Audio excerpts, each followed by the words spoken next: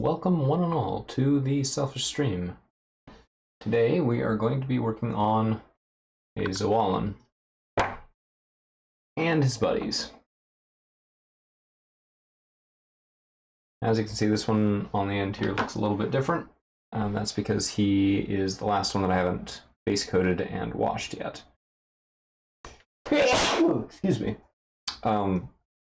So as you can see, he does have some color on him. That is from when I previously attempted the Zoalans, when I was not as comfortable with the tools, and also when I had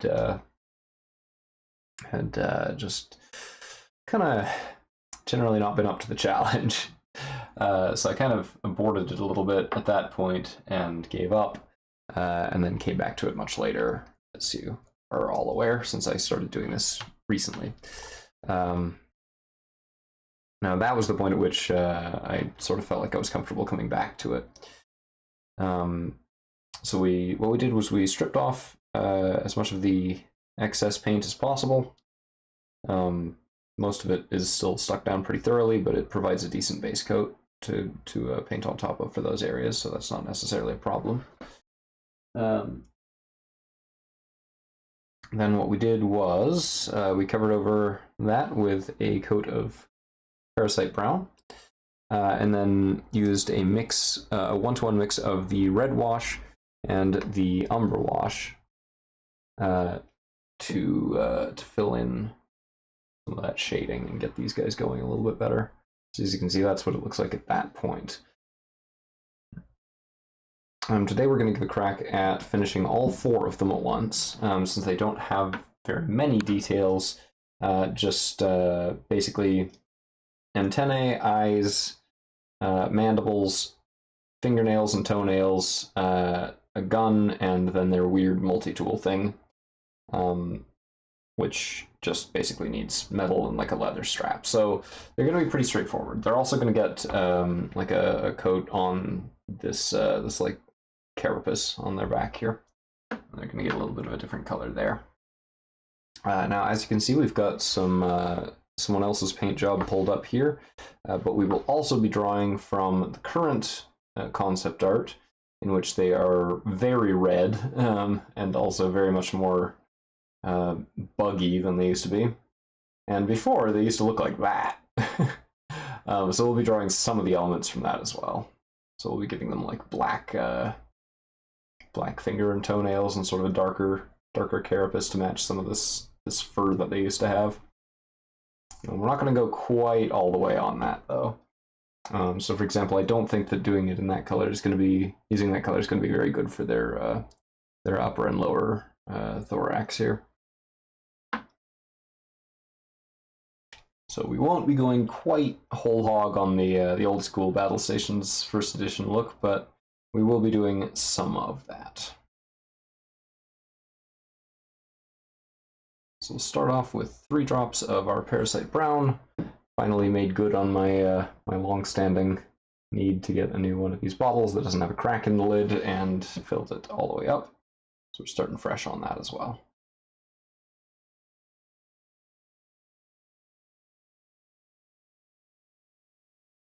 We'll do our usual 1-to-1 mix in terms of number of drops, not in terms of actual volume. Since the droppers have different drop sizes. It's actually very convenient. Get that all mixed up, thoroughly combined.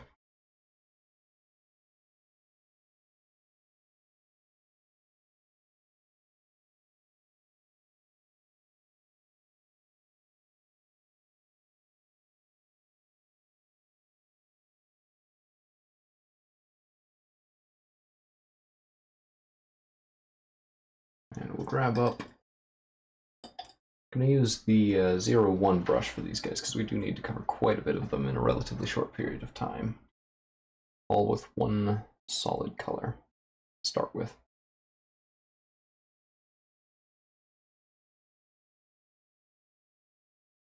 So we'll first focus on the areas that have already been painted. Give them a second coat. Make sure that we get all of that before we move on. And based on the experience of doing the other 3, 1 coat is just fine for this.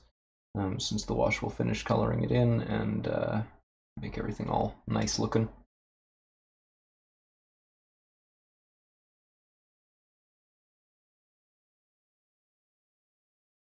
Keep it as fancy as it deserves to be.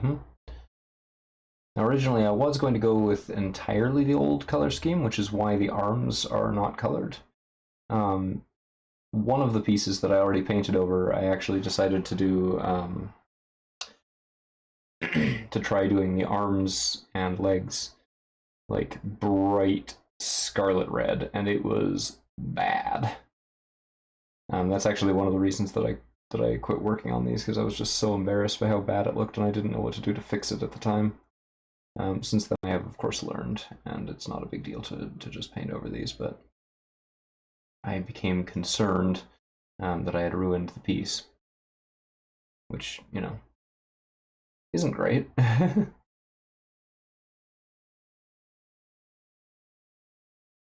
of course it turned out fine, since now I know how to do this properly and can fix it.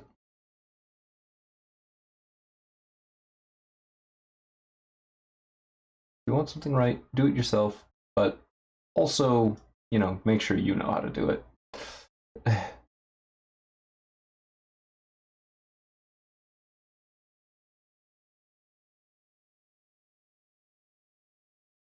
I'm just gonna kind of toss all the paint on here as quick as we reasonably can.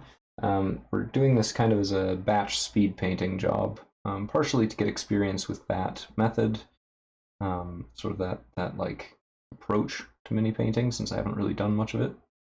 But also partially because we are trying to get 4 of these done in 3 hours. We've made a solid start. I think I worked about 45 minutes on the other ones, maybe a little bit more, to get them where they are now, not including the dry time for the wash, which did take a fair amount of time. So while we do have a fairly short time to do this, we also have a precedent that indicates it should be pretty doable, despite maybe having to rush it a bit.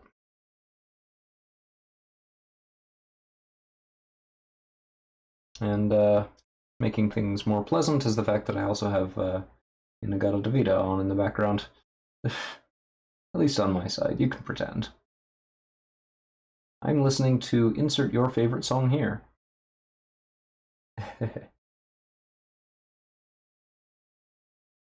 I'll talk more about this later if he turns up, but I was over with Jesse on the other day and gave him sort of a foundations crash course in mini painting, and it went really well. It was a lot of fun.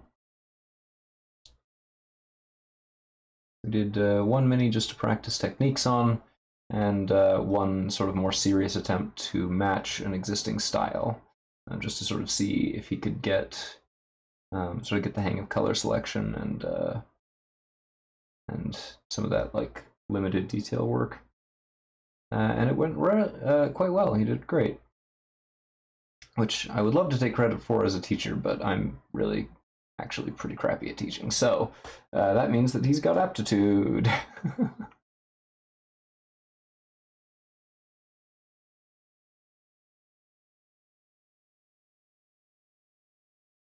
But yeah, it was a good time. The mini painted specifically for technique was colorful. It looked like what I maintain must have been a modded Skyrim character. But with his bright blue skin, dark brown hair, and orange clothing with some magenta highlights on like his necklace and belts, plural. It was an odd mini.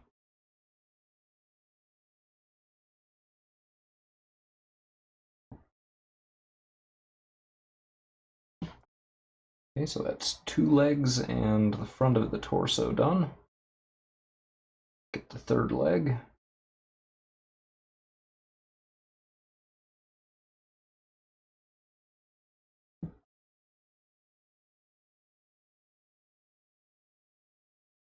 And we'll do the back, and then we'll do the arms.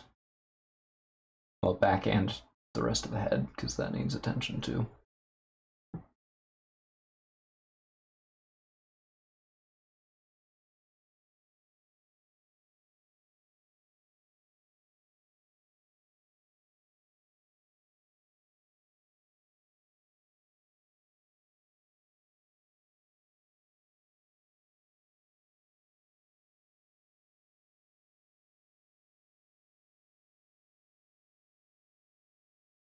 Almost. He's got a couple of weird little crevices on his limbs. They're sort of hard to get at, but other than that, it's not too bad. The only part of this piece that I'm particularly worried about is this mess right here. Because there is so much going on in there, and it's a very small, constricted space. So that's going to be hard. And I haven't done that on any of them yet. So yeah, just when I get there and inevitably kind of panic, that's why.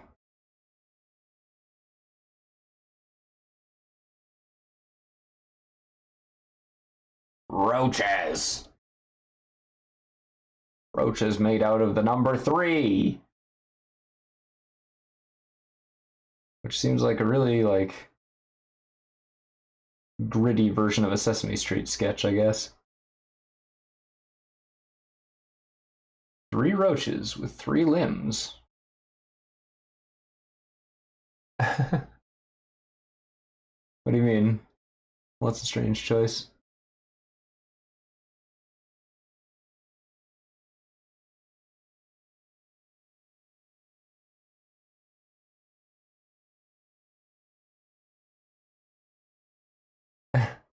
Yeah, it is. Well, but you can see in the concept art, he's got 3 arms, 3 legs, 3 mandibles, 3 eyes, 3 antennae. I don't know why they decided to do this, but they're just like, no, these guys just have the number 3 for everything. I don't remember, but I think their spaceship designs are also triangular.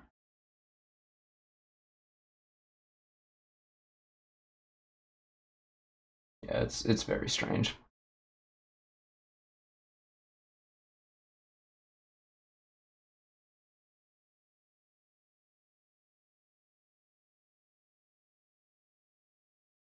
Space. Oh, say hi to Arminda for me.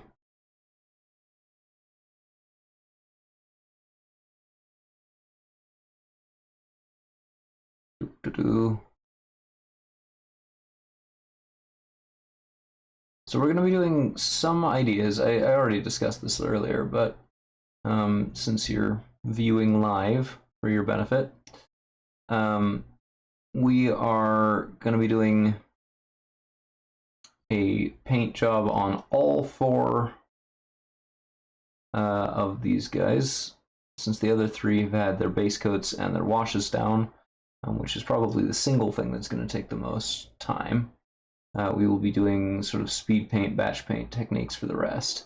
We're also going to borrow some ideas from the old school concept art and some ideas from the 2nd edition concept art. So you're seeing in the corner there the 1st edition concepts. Spatch paint. What does that mean? Bead paint. I don't know what that means. Oh, batch paint and speed paint. I get it. Okay. Spatch and bead.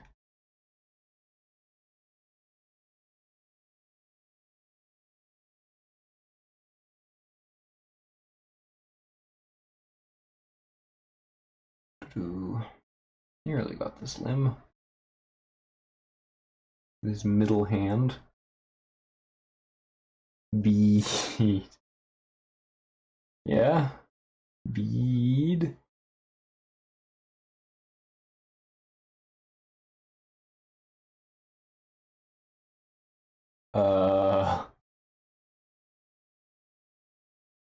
No, he's giving me all 3 of his middle arm's fingers. See?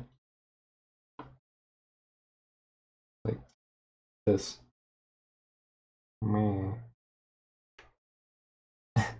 Here, hold these.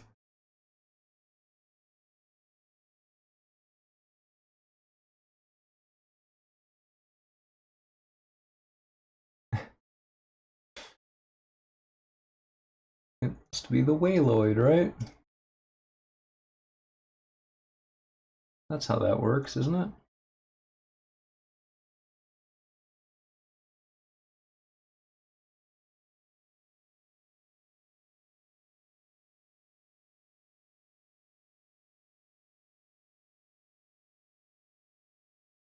Okay, I almost got this arm done. For some reason, the leftmost hands on all of these are like weirdly tiny compared to the other hands. The middle and right. Do you? Oh boy. Tell us, we cannot be kept in suspense. Eeny, miny, and mo. Okay, that's actually pretty good. I love it. It's really dumb, but I love it.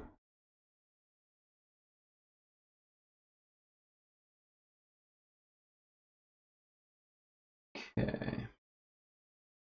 I think that is his entire carapace. Yeah, no, we used them all.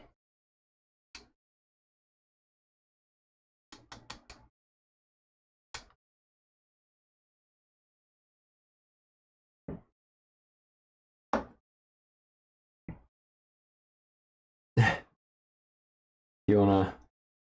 Oh, I was going to ask you to tell the nice people out in the world, but let me pull it up on my phone.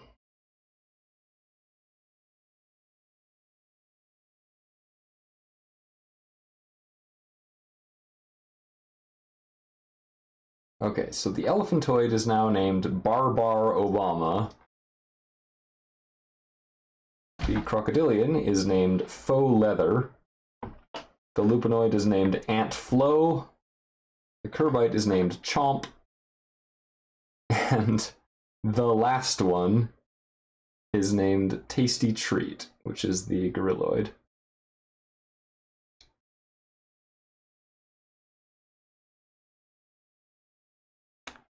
It was more than slightly weird. But I expect no less, honestly.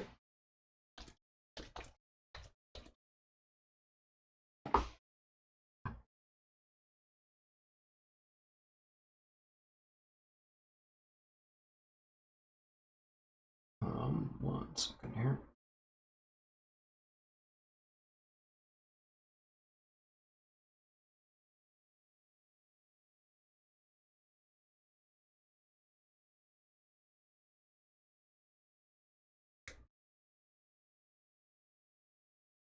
All right.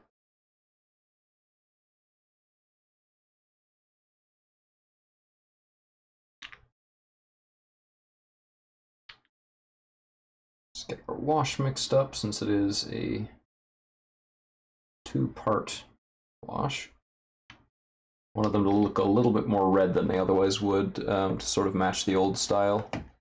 And the new style, actually, because they're very pinkish in the new art, as you can see. And by pinkish, I mean like actually super gross. And as usual, don't mind my janky chroma key. It says, follow the code of honor, rise to your destiny, pay highest sensual gifts to Queen of Zoala. I don't know what that means, but that's what it says.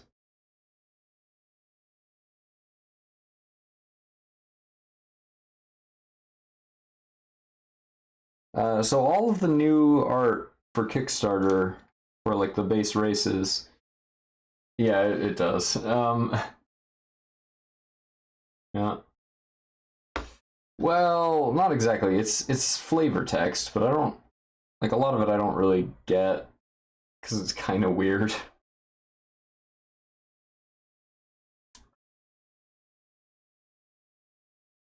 Hmm. This is not the right brush for this. I will use a better brush for this.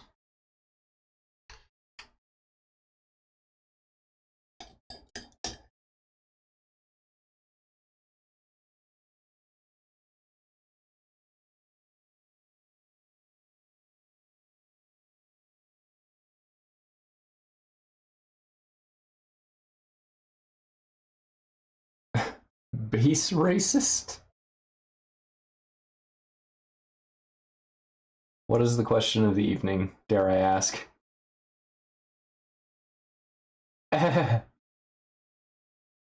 Well, I don't. This isn't my copy, so kind of depends on the person who owns it, doesn't it?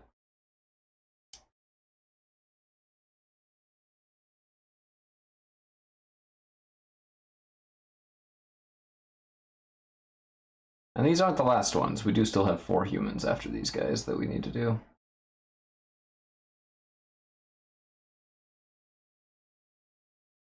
I feel like you're probably quite right.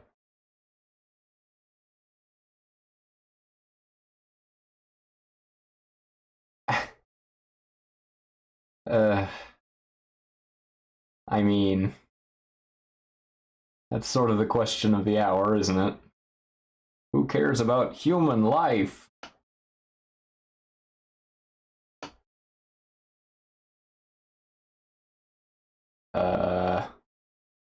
Well, that's not ideal.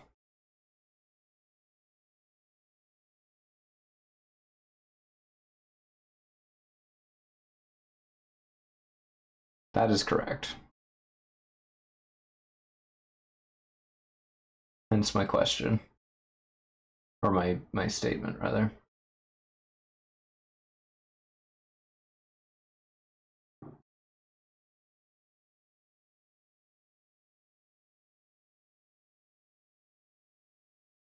I'm probably gonna have to mix a little more of this. It's not quite enough to get all the way across him. Yeah, no, I get that.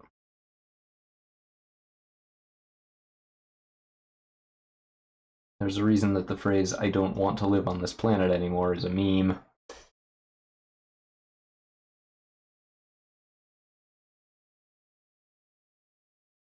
Oh.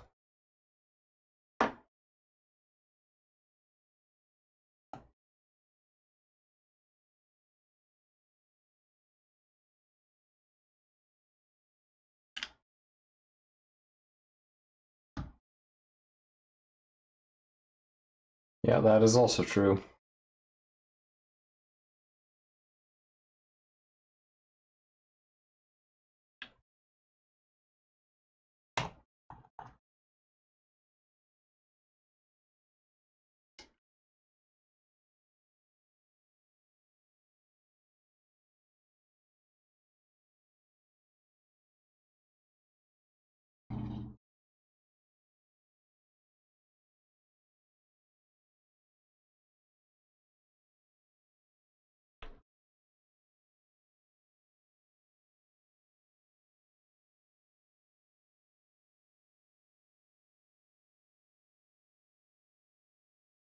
Just get all this on here.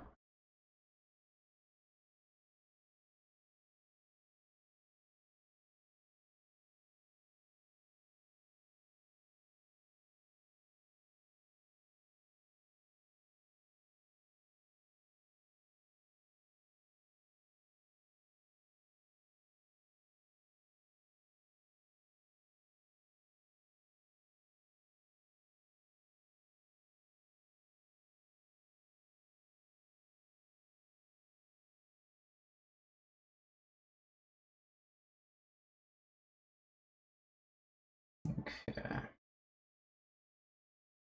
I'm happy with how that wash sits.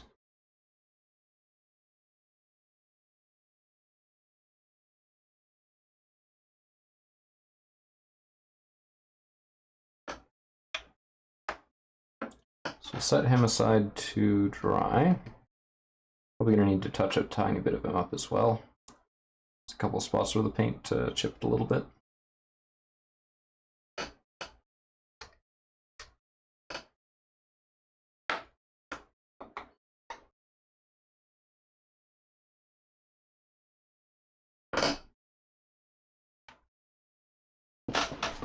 Okay, so now what we need is the colors for the claws, all 18 of them, the mandibles, the eyes, the Uh,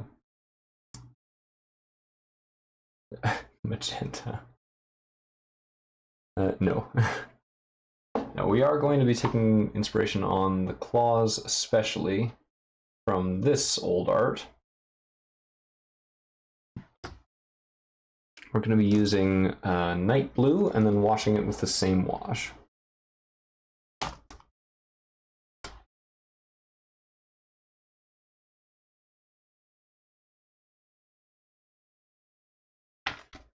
Is that right?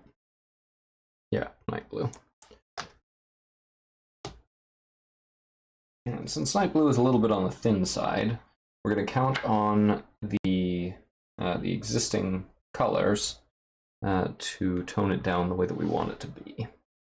We don't want it to be like blue proper.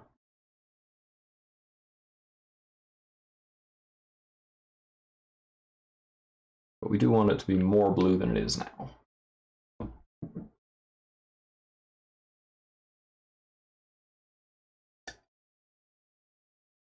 We'll grab up a smaller brush for this.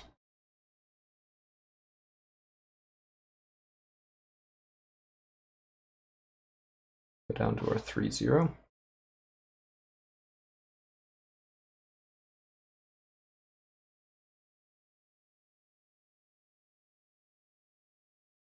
Well, maybe it's a little bit of help.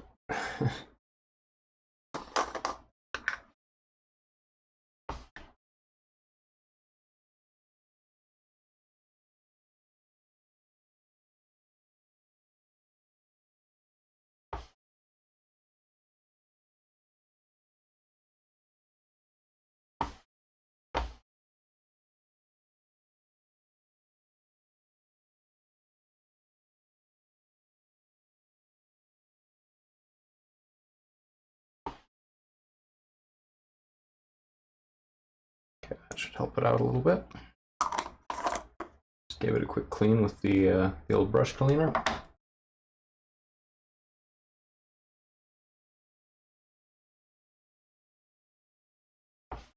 Clean it out fully, make sure that all that's gone and that it still points decently well.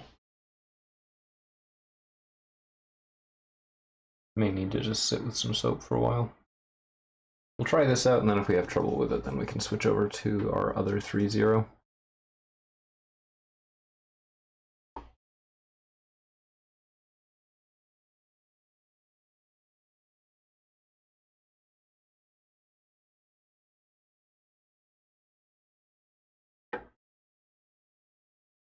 Soap sitting? What does that mean, soap sitting?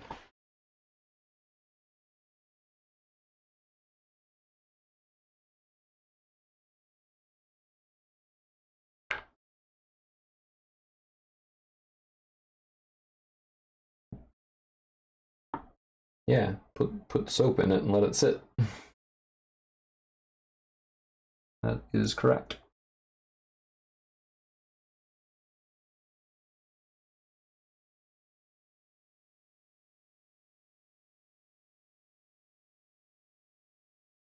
This paint is already super thin, so it's basically going to act like a wash on the parts that we put it on.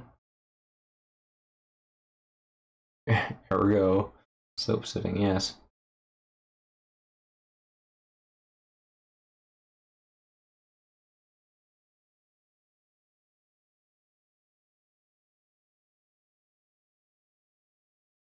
Just needed to adjust my magnifier there for a second.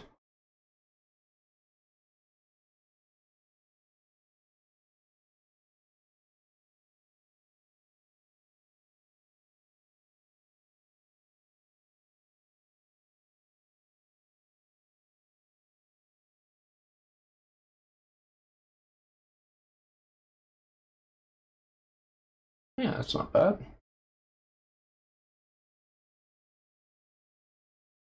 Come on. You can do it. You can do it, camera. Just focus in the right place. You can do it.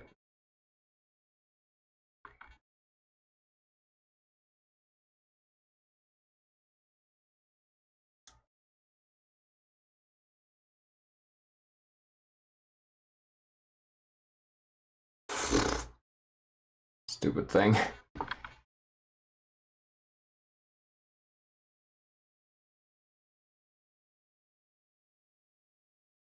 Toes. So they're all going to get that treatment on their toes and on their fingernails.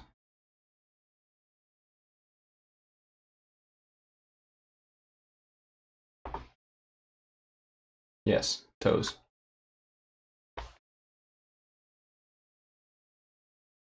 Did I pain their nails?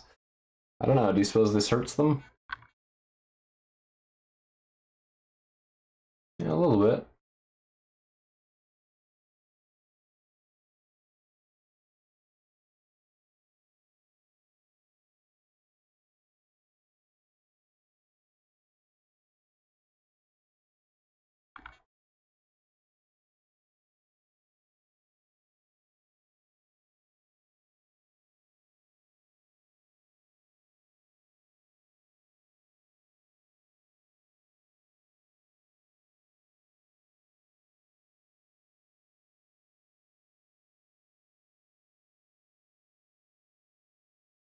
So yeah, like I said, we're borrowing this idea that their bodies are a little bit more red, and then their extremities are a little bit more this like blue or purple color.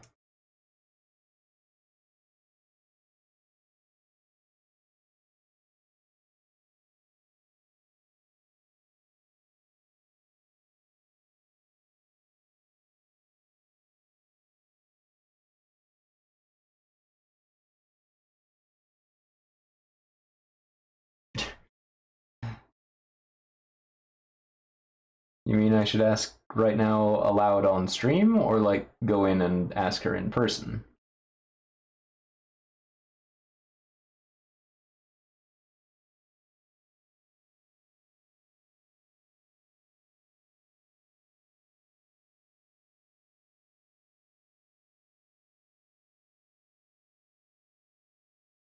Okay. Luna, are your extremities blue?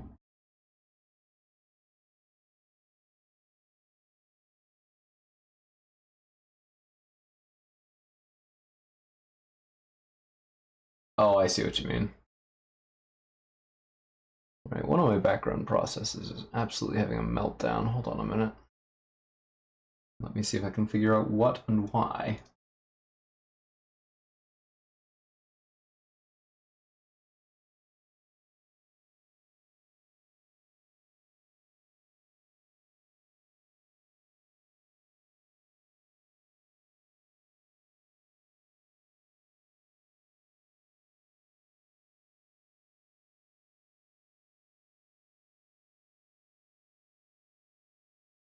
Okay, that should help performance a little bit.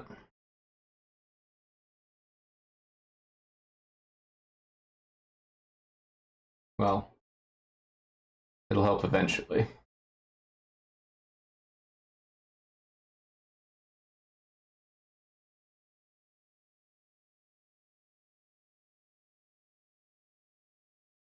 It is a little, yeah. Poor pitiful CPU is maxed out at 100%. It's kind of stuck there.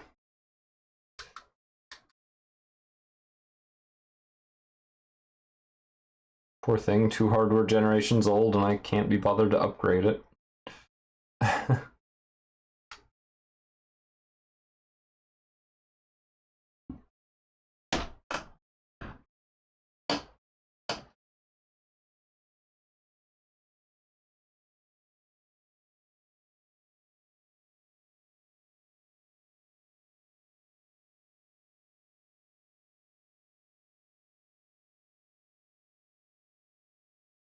Okay, let's close another process that is just taking up way too much CPU time.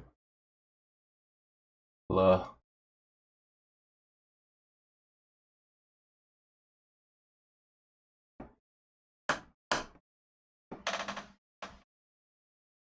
And in the meantime, let me step away to shout at the dog for a second as requested.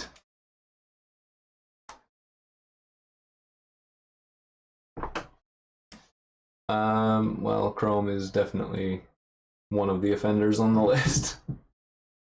But I need that because otherwise I can't talk to you guys. properly.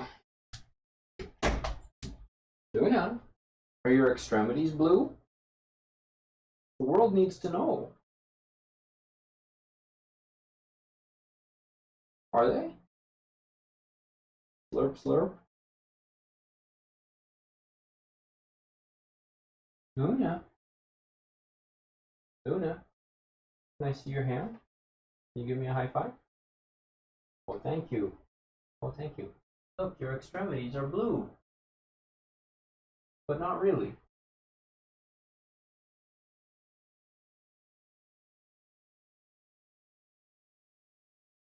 No, bodies don't bend like that. You're weird.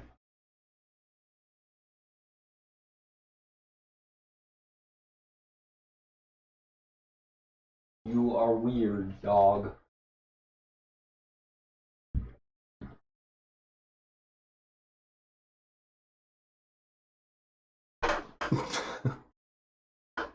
Yeah, honk honk to you too.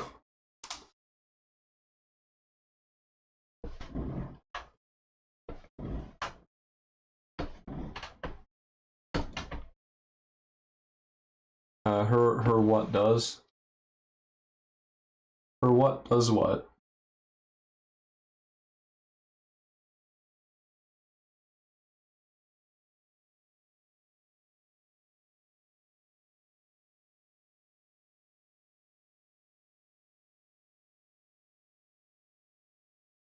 Her body bends that way. Yeah, no, it is weird though. It's very, very weird.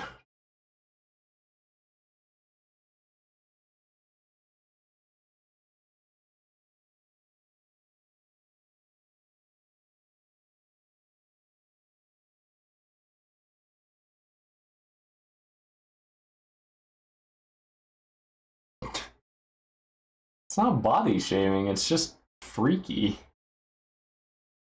She's not bad for having a body that's like that. It's just not supposed to bend like that.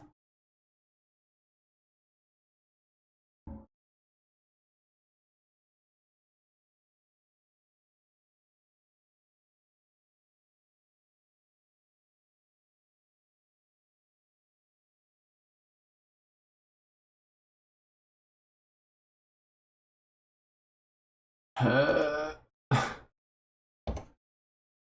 okay, that's a bunch of major processes ended, and it still just does not want.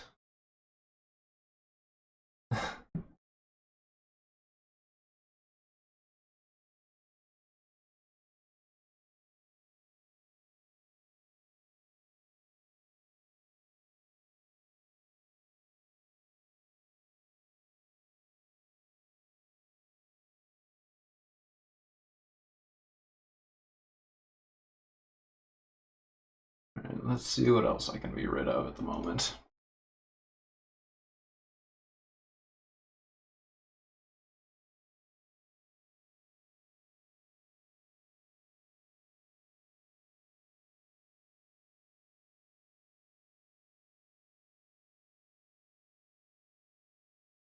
Okay, we're now sometimes sub 100% CPU usage for a couple seconds.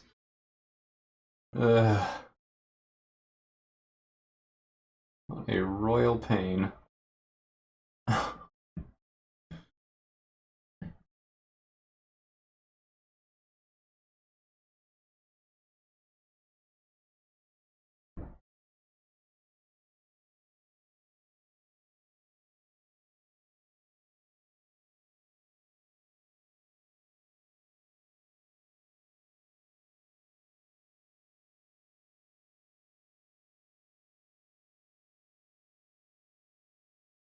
I do apologize for the long delay on this. It's just not really willing to work with me at the minute.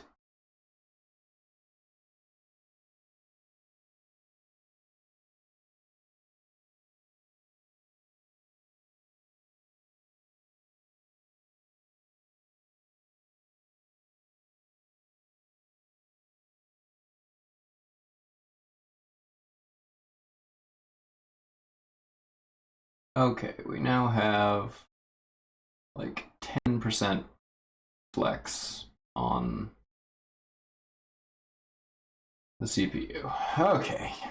Goodness me. I don't feel like streaming 720p is too much to ask while doing nearly nothing else. Alright. Back to nail painting.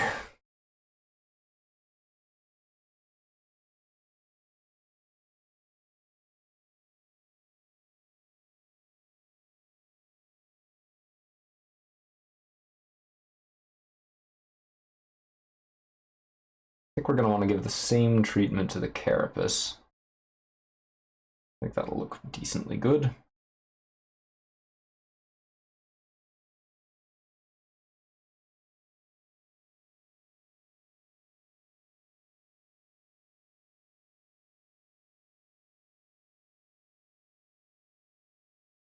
Should sort of dim down the brightness of it a little bit compared to everything else around.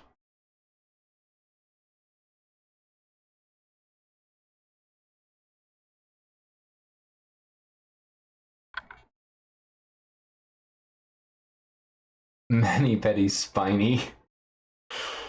Sure, we'll call it that. I don't know what to call this, so I certainly don't have a better term for it.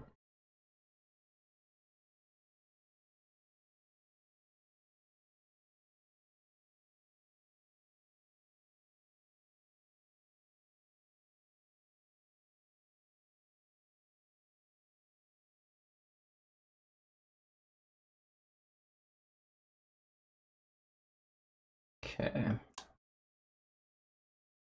Just about on there on that side.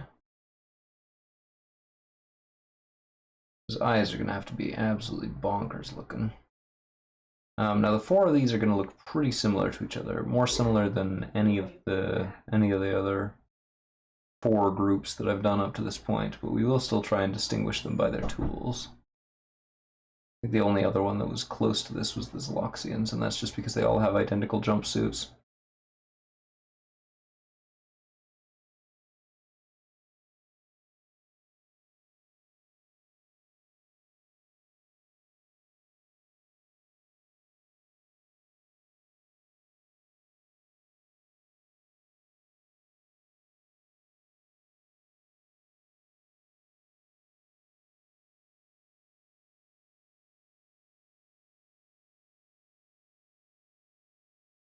And in this case, because the paint acts like a wash, it's okay if a little bit goes over the edges of where we would normally want it,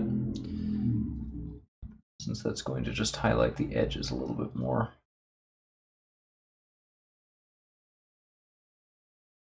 And that's how that looks at first pass.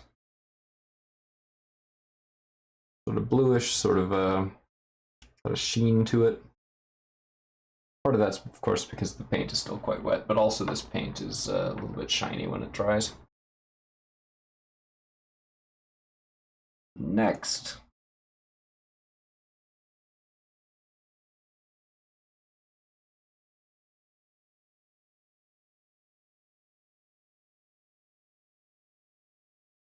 Do the pedicure, then the manicure, then the spinicure.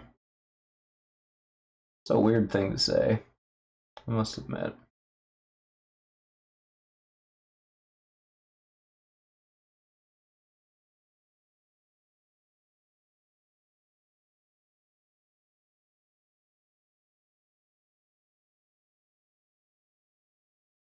Kind of one of those things you paint it on and describe what you're doing, and then you go, yeah, I said that out loud in real life.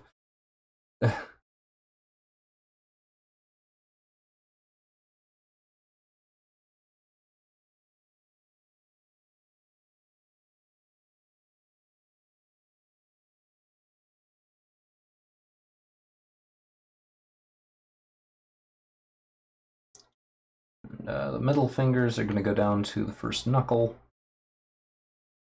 because that's the clearest defined transition point.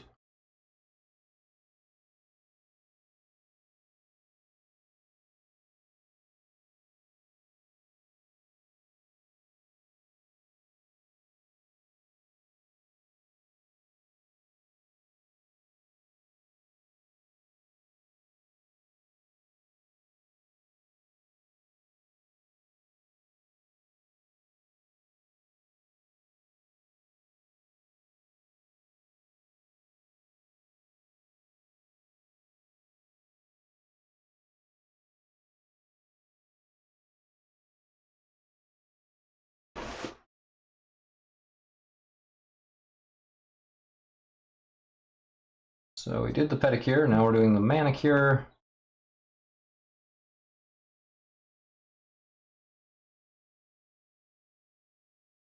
And then the spinicure at last.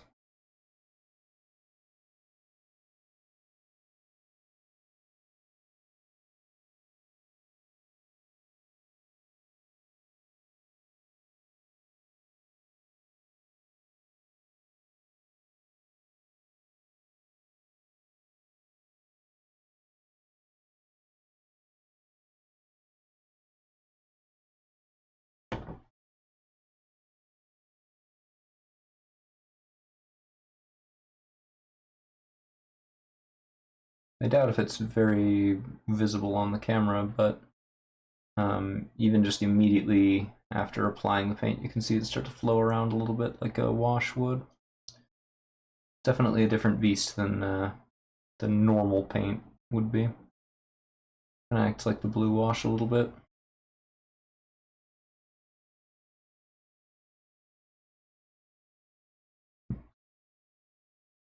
Now we'll do the spinicure. It is spine all cured, I guess.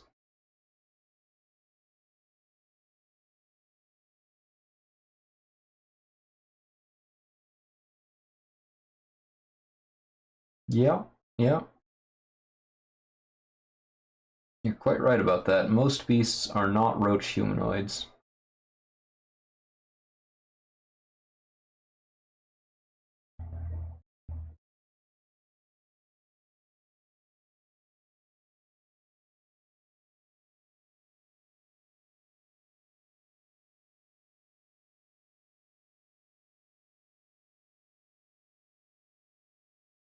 I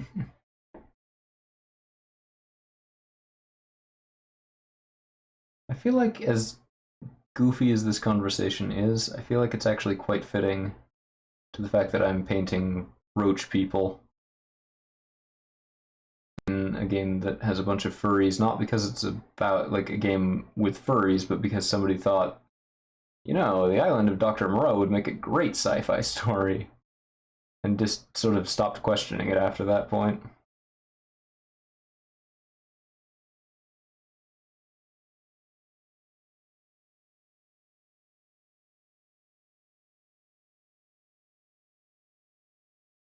Well, yes, but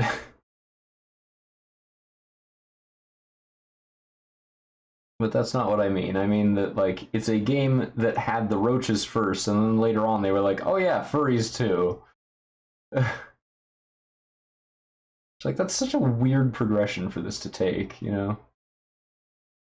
Like I would have expected, oh the broad appeal furry people, and then later, oh yeah, right, bugs, or like making these the villains or something instead of literally the base player character classes.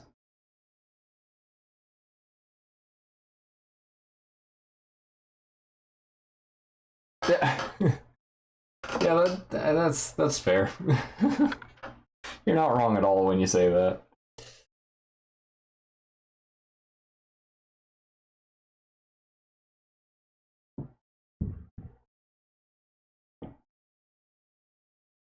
Although I am curious if you have any specific examples that you're thinking of when you say that.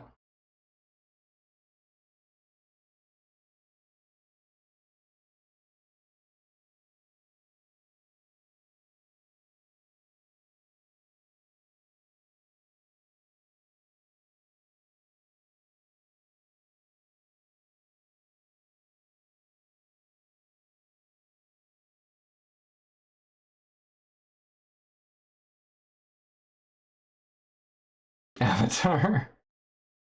How so? I'm not necessarily disagreeing, but that's not really what I'd call furries.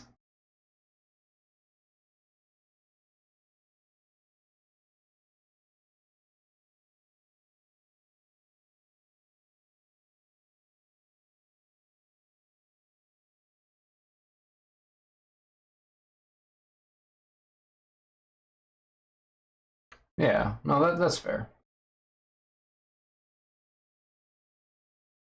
I suppose the plot does sort of revolve around some guy figuring out his persona, if you look at it through that lens. Which is, I mean, that's exactly the right kind of ridiculous for this conversation.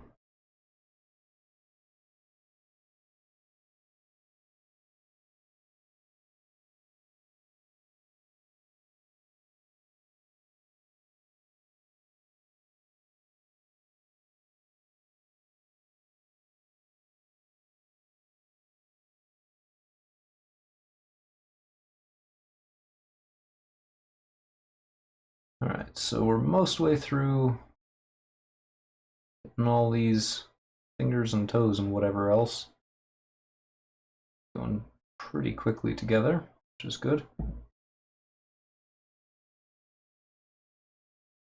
No, I think I'm good for now, but I will have some later.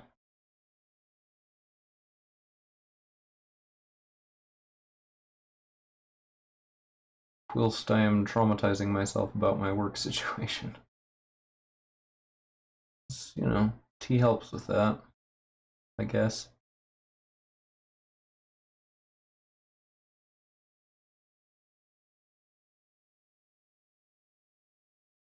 That cover letter business?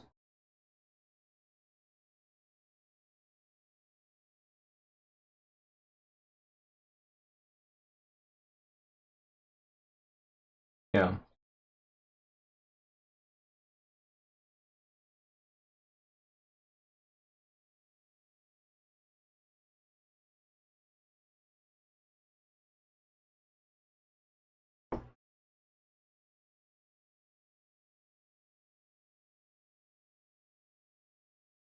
Alright. 3 manicures, 3 pedicures, 2.5 spinicures. And then it'll be time to check on the first guy that we worked on today and see if he is ready for his mani-pedi spiny.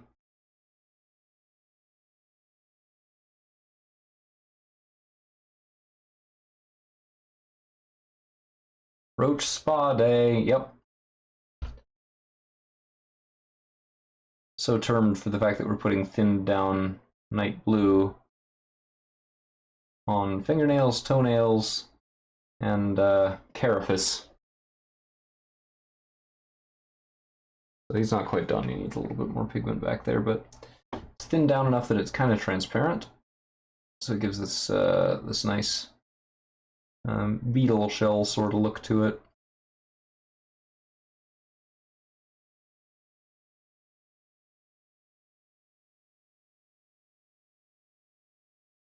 Which is actually pretty much exactly what we want.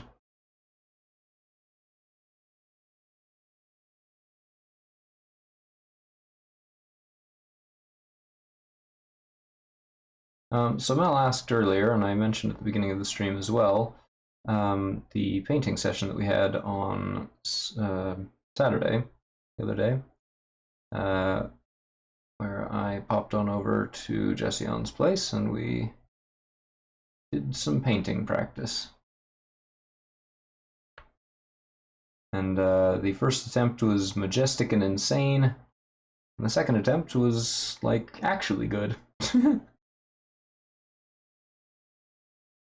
The majestic and insane was because we were using contrasting colors to demonstrate technique. It was fun. Alright, how's he doing?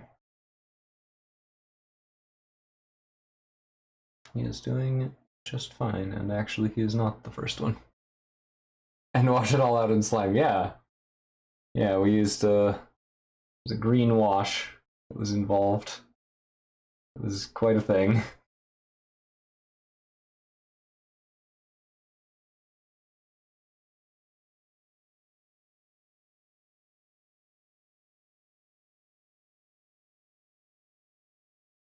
Well, see, he was colored like Captain Planet after taking a dip in algae.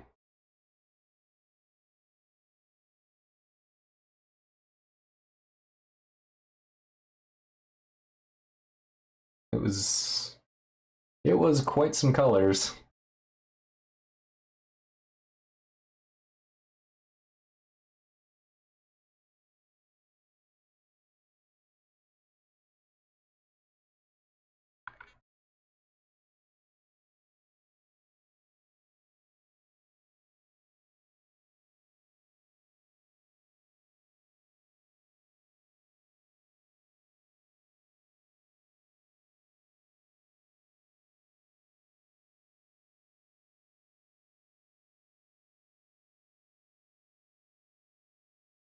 Beg pardon for the non-communication happening right now. It's not the greatest TV, but at least this way I get the paint where it's supposed to be.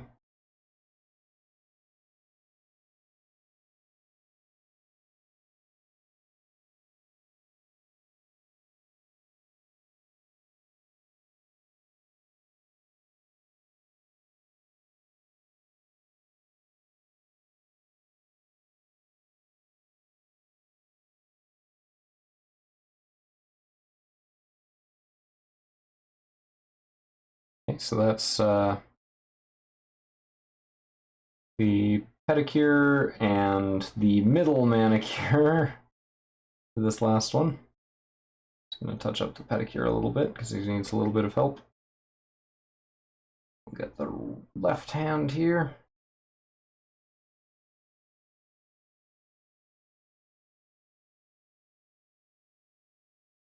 Painting those multi-tools is going to just be the actual worst.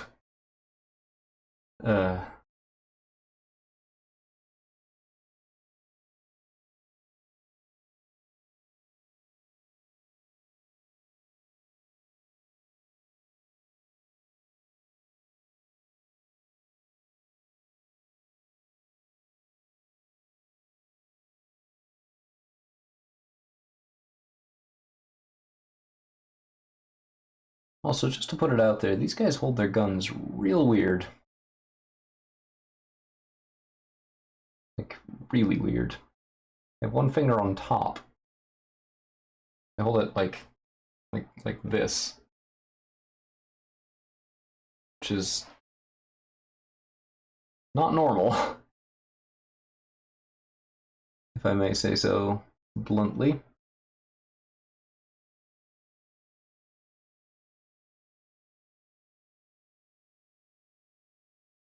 If I may be so bold as to say.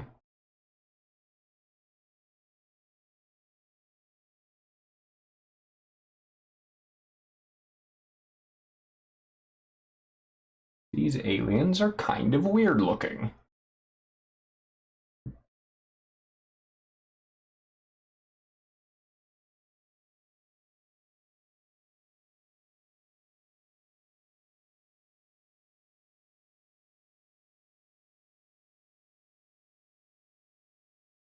The amount of blue I prepped is almost perfect, actually. Very neat.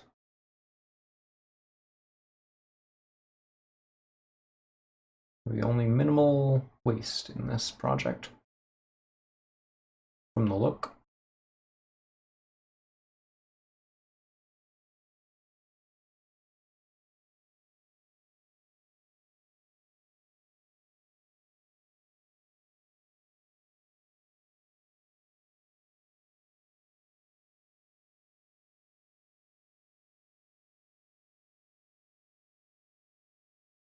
Okay, so we've got the actual coat down. Now let's just make sure that there's enough pigment on it. Get it all the way to where we want it to be. And we'll show off the first one.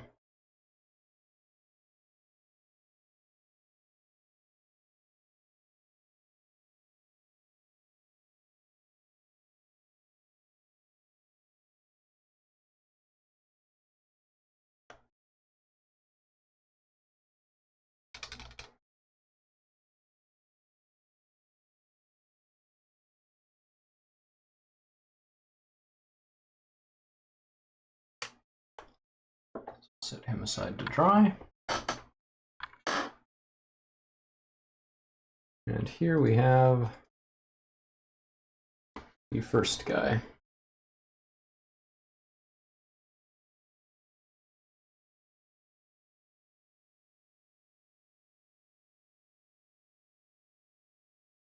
With his very, very shiny claws.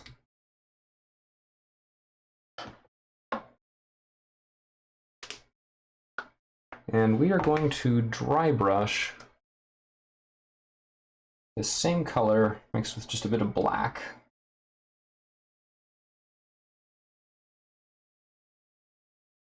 onto all of those same areas. Once they dry, obviously.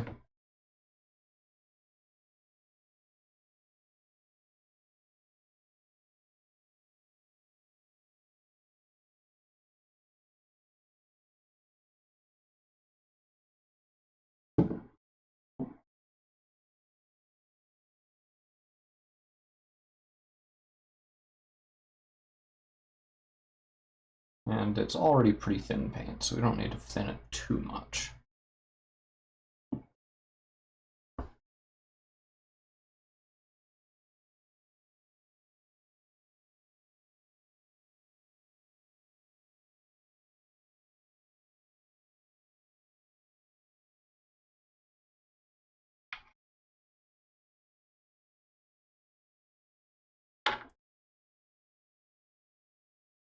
And we're going to leave the parts under the dry brush the color that they currently are instead of washing them, since that will give us the opportunity to create sort of the obsidian-like effect in the old school concept art, wherein, let's see, there's my small dry brush, wherein the lighting is sort of metallic almost, and there's a lot of shadow immediately adjacent to highlights.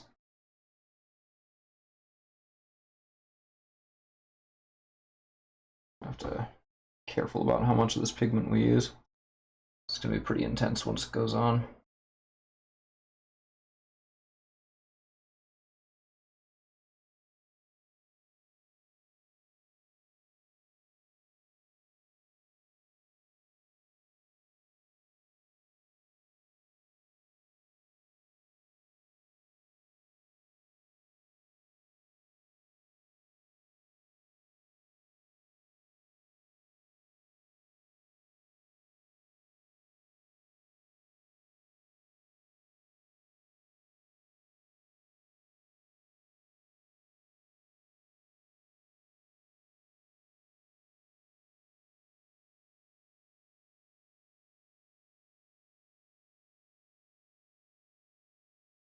Basically, the only reason that we're bothering with this is just to give this color a little bit more depth where we've placed it. So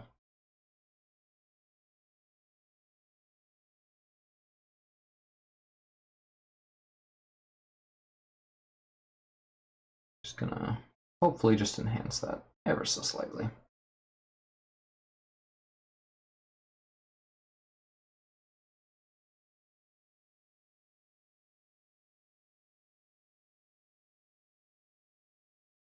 And then we will use the same color to give more texture to the thorax, or the abdomen, excuse me. Yeah, that looks real good.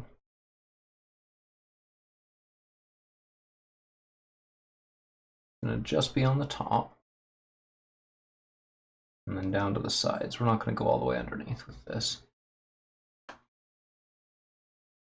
Just gonna make it look a little bit more visually distinct from the rest. So there we've got the colors.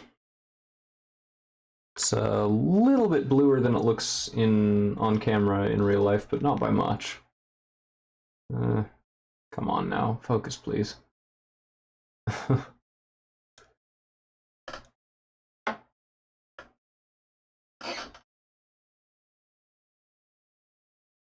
Yeah, that's a pretty good effect actually. It's not doing much to like the fingers and toes, or even the carapace, but the it placed on the abdomen is real good.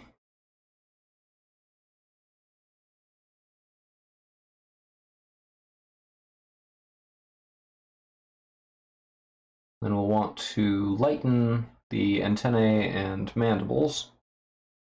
So we're going to mix a little bit of yellow for that. And just dry brush those areas a little bit, not fully paint them. We don't want it to be intense, we just want like a slight, sort of a seasoning, as it were.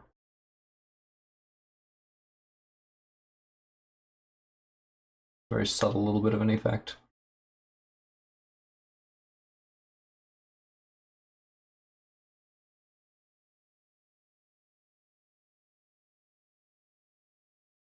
Yeah, that looks real nice actually. Sort of grinds up just that one part and makes it look a little bit more distinctive compared to the rest of him. Or of them, I should say. So we're not just doing one today.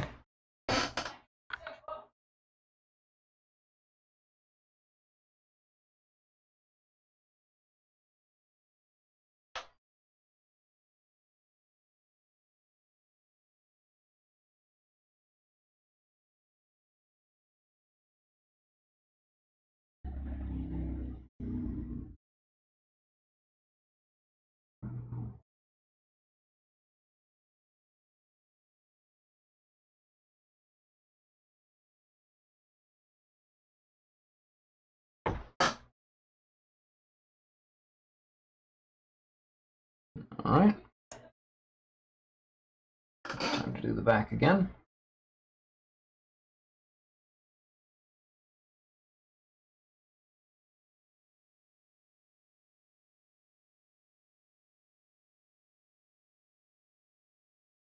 That one came out a little more intense than the others.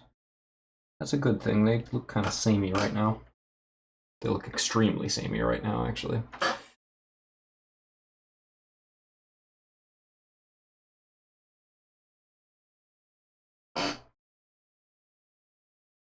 Suppose to some degree it makes sense that the bug people would all sort of look like each other.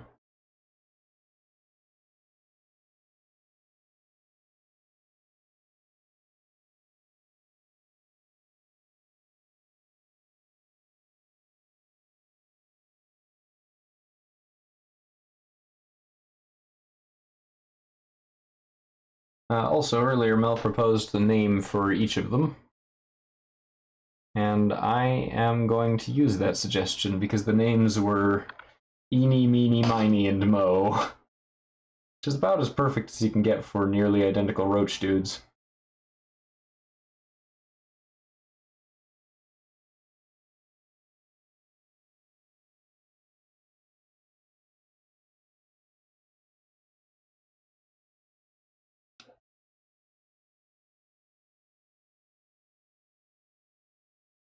Okay.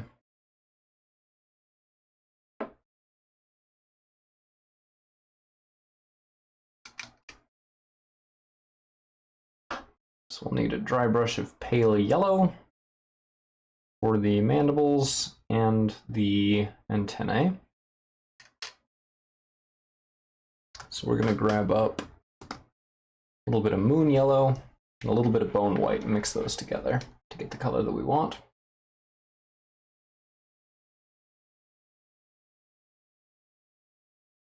We'll do 3 parts moon yellow to 1 part bone white, since I think that it's probably going to be pretty overwhelming by comparison.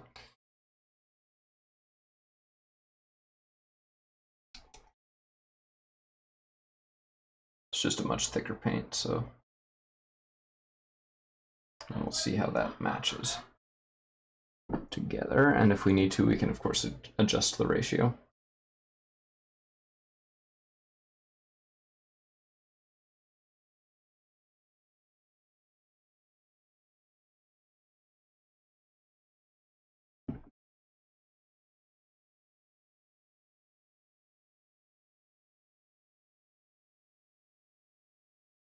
Some pretty good color, actually. It's still distinctly yellow, but it's a little bit dulled down from the otherwise rather banana-ish tone that it had before.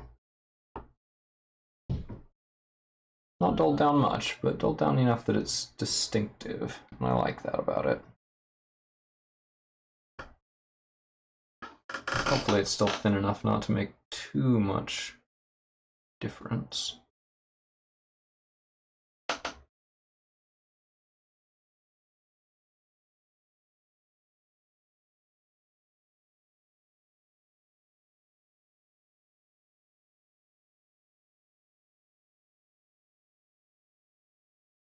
All right. That's one side of his head. I think I got the bottoms of the mandibles okay. I'm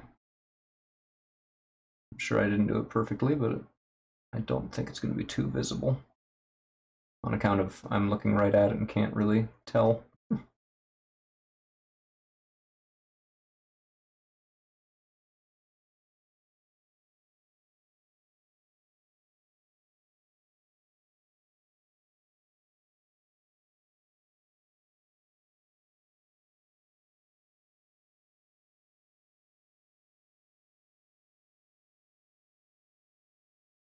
Yeah, looks pretty good. So there's the color on that.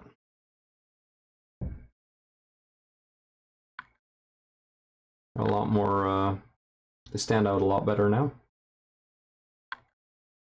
So I'm going to do the same thing to the other 3.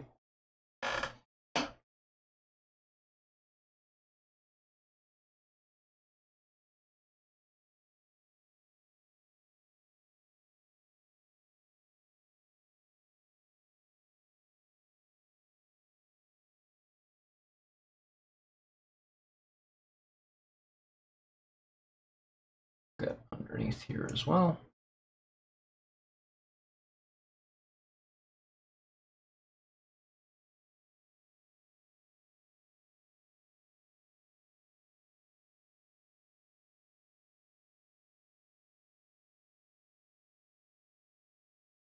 Bottoms of the antennae.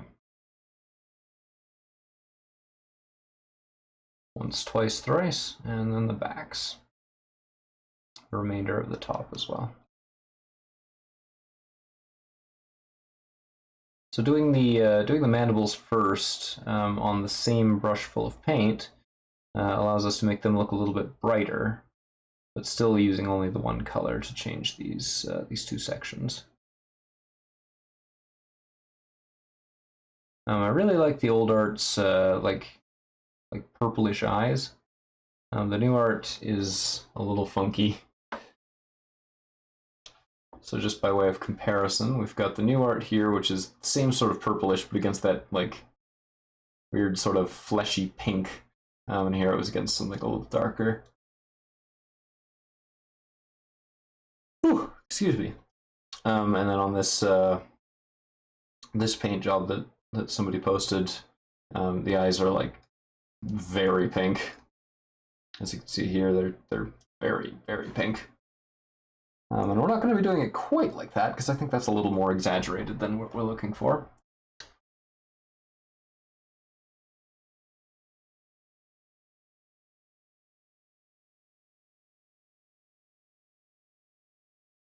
But we will be giving them more of like a blue-purple type color.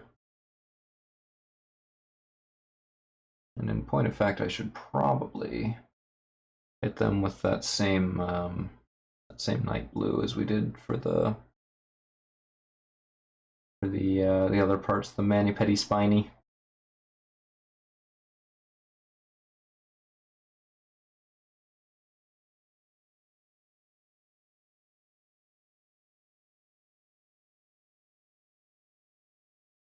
That's probably the starting place, and then we'll want to add like royal purple or something over it, just to kind of fill out that color, make it a bit brighter. Match the style we want for that.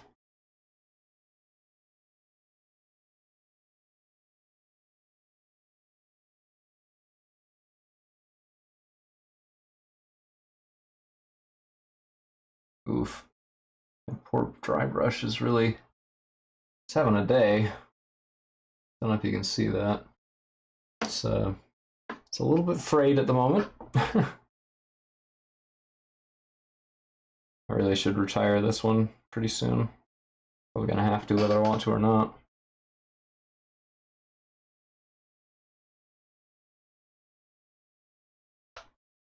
It's been working hard. Yeah, it has. This is like one of the most punishing techniques for the actual brush, because it requires the bristles to be spread really awkwardly. Brush vacation, yeah. Actually, you know what? I'm going to invert what I said before with the eyes. I'm going to do the purple first and then do the night blue. I think that's going to overall produce a richer color that I like the look of better.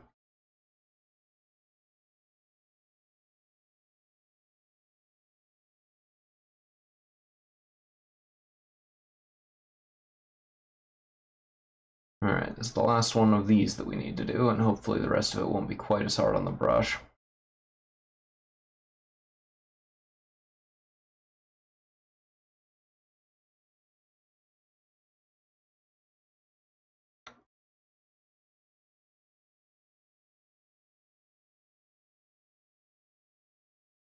Alright.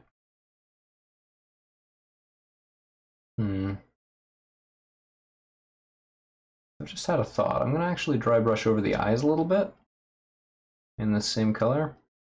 And they're not going to stay that color.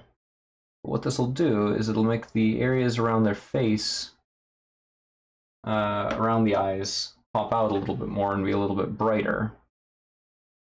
Which will in turn make the eye color stand out more.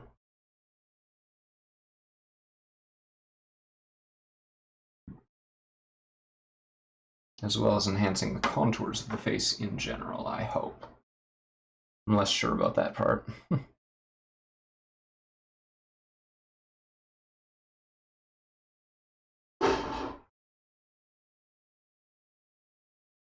Seems to so far.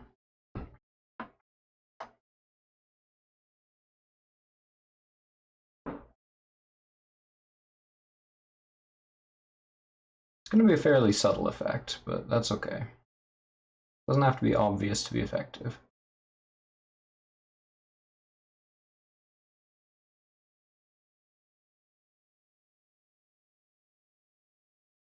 Alright. So that's all of that done. Now we'll hit the eyes, because yes, I am absolutely putting off doing that multi-tool.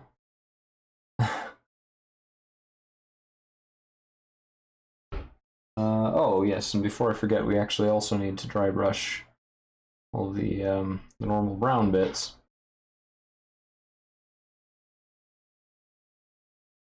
So let's get on that.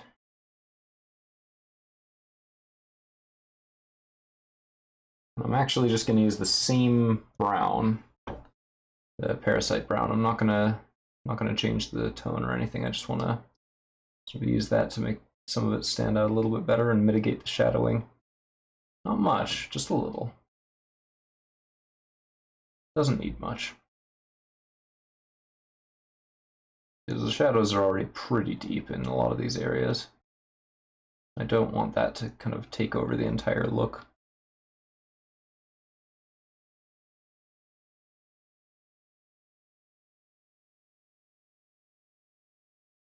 So we're not going to go over the top of the abdomen in this color, because it's already the color we want it.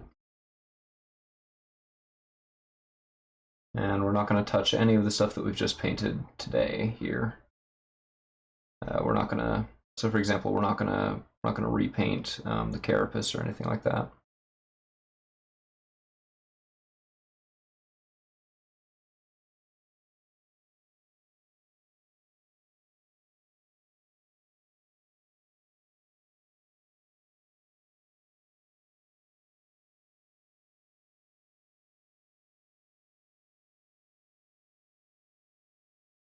This should hopefully make the shadows pop a little bit better and give it a little bit more highlighting without changing the actual color that he is.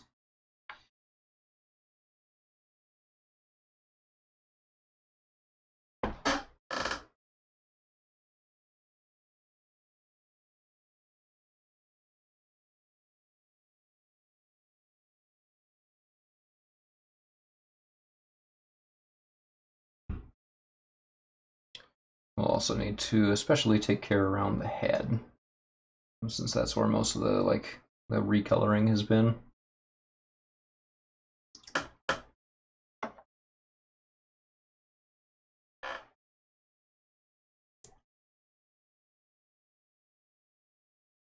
So just for the sake of comparison, other than re-dry brushing the parasite brown onto this one, this guy, he is the same as this guy.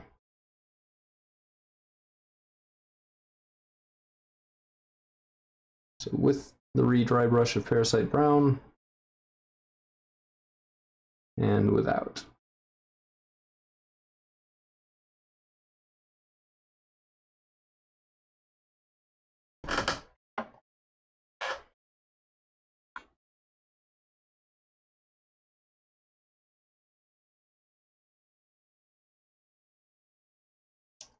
So we're just going to basically repeat that process over here.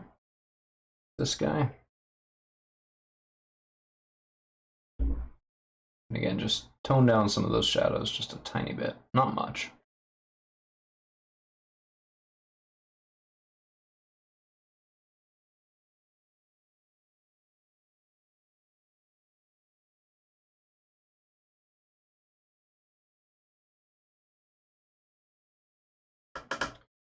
And there seems to be a bit of lint stuck to his foot. Let's get that off there before it ruins the paint job, hey?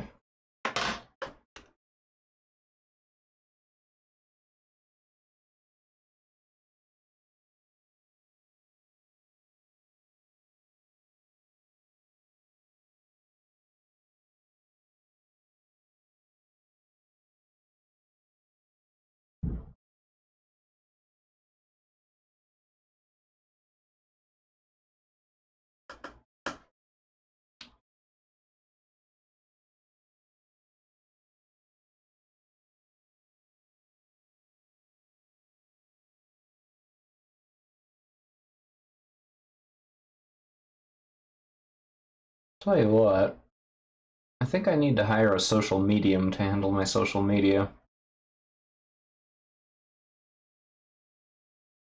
Because I don't get it.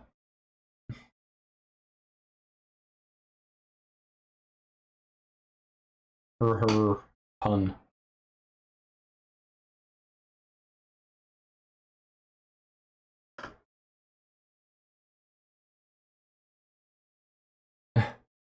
The, the quality of my commentary tonight is sort of at a historic low, I think.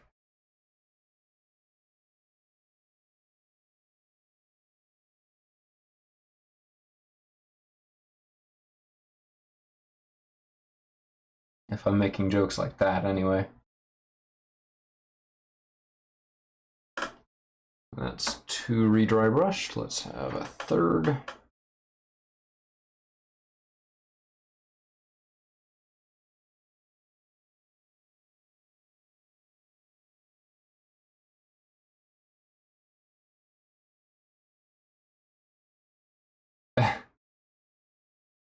I mean, I am. You know, I'm trying to get these right, and goodness knows I'm aggravated enough at the possibility of having to do that freaking this tool over here. Beast of a tool on his arm 4 times in a row. Like, I'm mad just thinking about trying to do that. But that's okay, we'll do it anyway. Panic first, then paint, then be done and never speak of it again.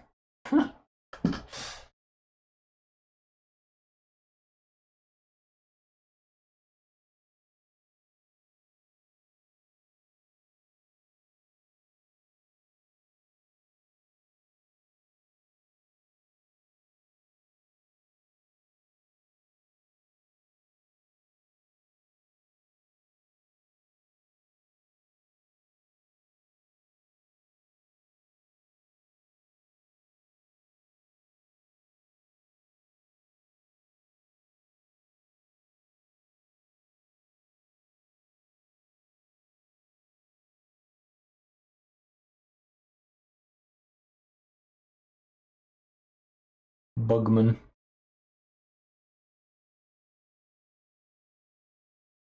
Many, many bugmen. Is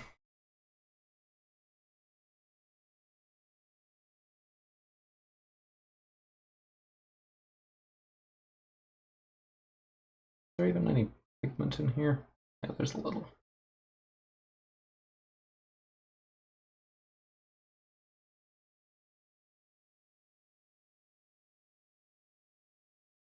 So, I gotta make a game recommendation, both in general and specifically to you, Jesse.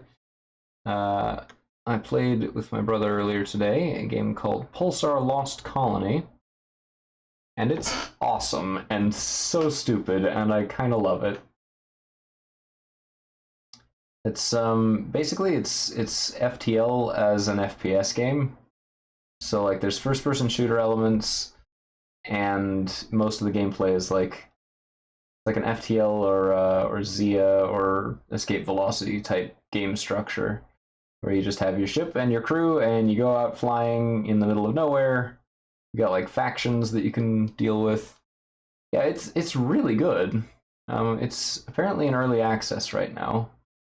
Um, you have 5 people crewing each ship, and like it's really interesting. It's a lot like Artemis or again, you know, FTL or Zia. Artemis is like a really stripped down version of that same game where only one person gets each console and they don't have any information.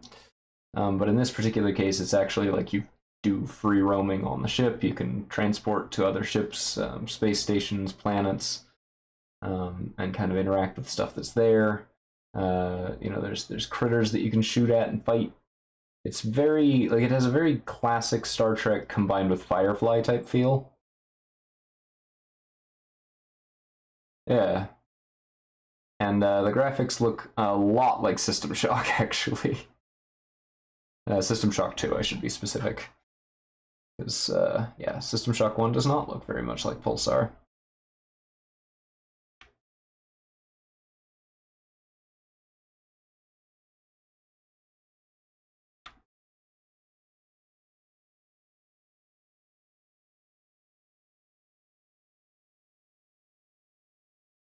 Okay. Okay. So that's that done. Now we paint the crazy eyes.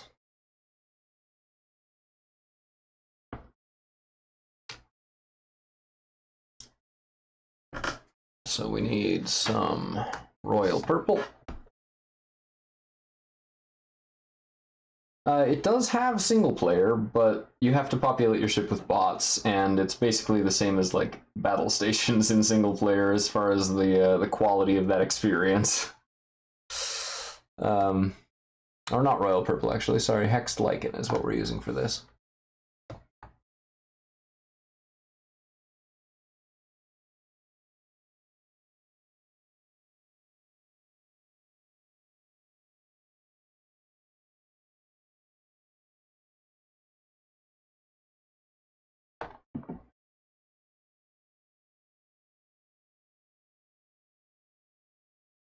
Yeah, essentially, if it's one player, then you have to play the captain. It's a lot like the Kristen McAuliffe Space Center in Pleasant Grove near here. In that you've got somebody making the decisions and like just a crap load of consoles that you need to take care of. And if you don't have somebody manning every role, then you just the captain just kind of has to be responsible for it. So I played one round as the captain and one round as not the captain. Played an engineer the other time. And they were both pretty intense.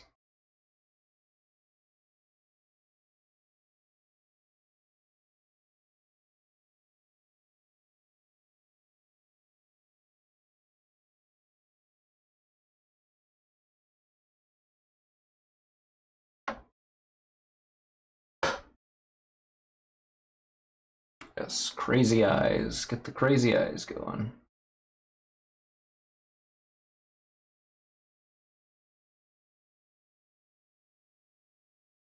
Genesis Alpha 1. I've never heard of that one. Tell me all about it.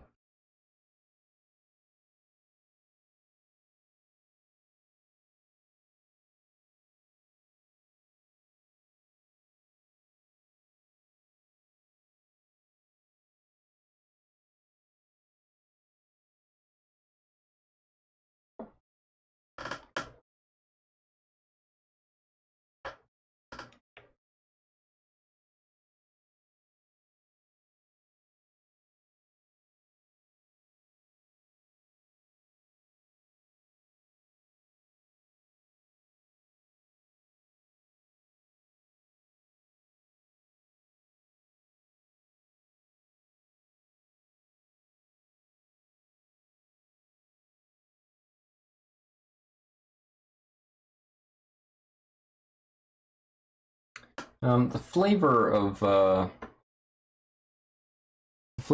Pulsar is sort of all over the place, to be honest. Um, but I think that's kind of one of its strengths because it draws on a lot of different common sci-fi ideas without necessarily committing to being any one of them, which I think is pretty cool.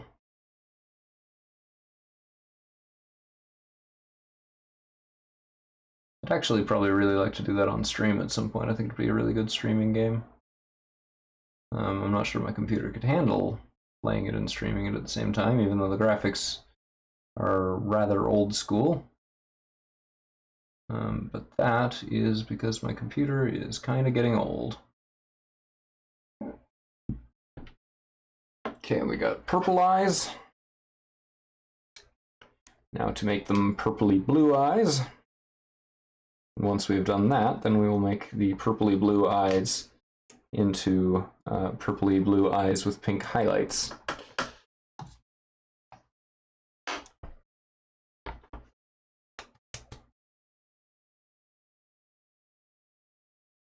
Huh. I mean, that kind of sounds like, oh, what's it called?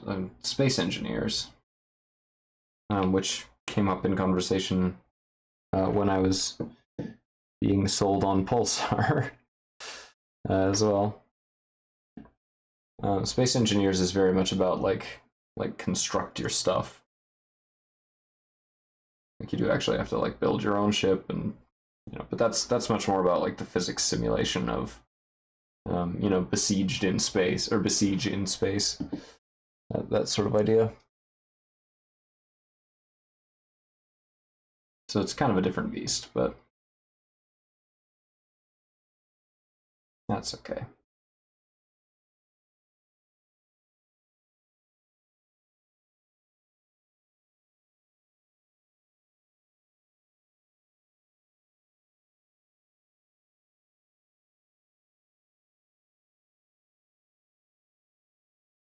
Just need to give each eye just a light touch with this paint.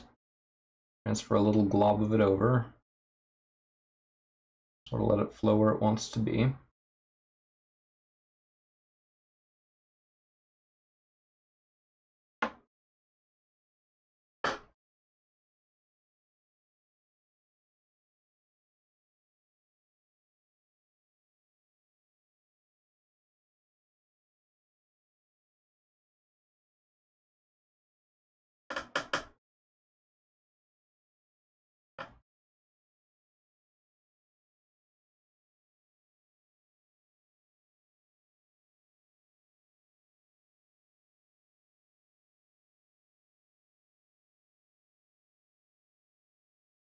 All right, so that's those colors down. Now we will add just a little bit of white to our purple to make sort of a pinkish. So more of just a top-down view, snapping modules together like a Battlestation ship, but with different shaped pieces. I mean, like, that sounds interesting for sure. Just not really sure how it would. Because I mean, it sounds a bit like I can't remember the title of the game, but it's like a roguelike sort of game with like a lot of raiding, sort of a thing.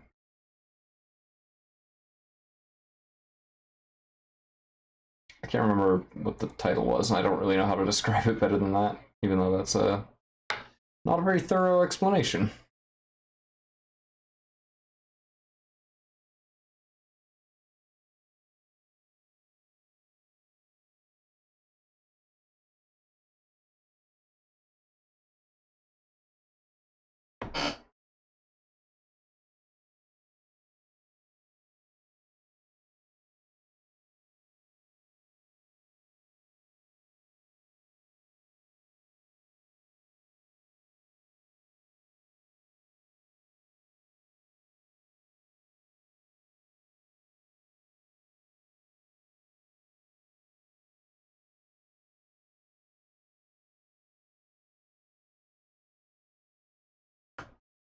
Alright, so we got some purple on that guy. Some purple on this one, number 2.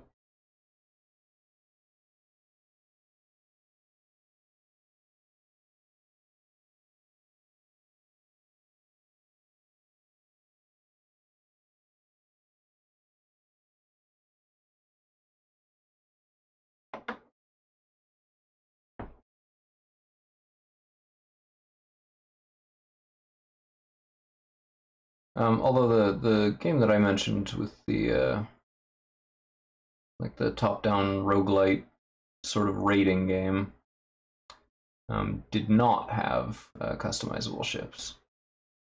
Had randomly generated ships, so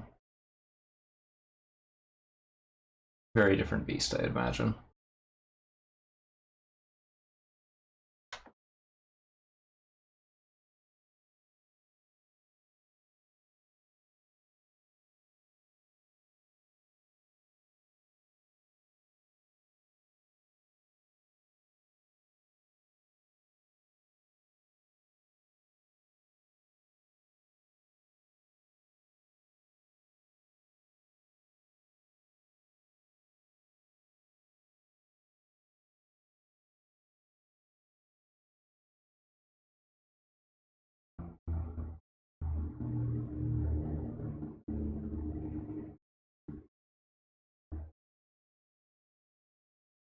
Alrighty.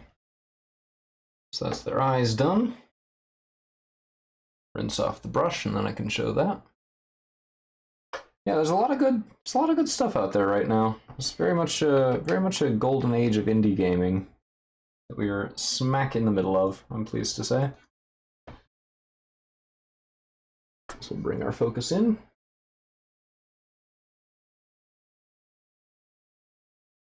Blah. He is a bugman.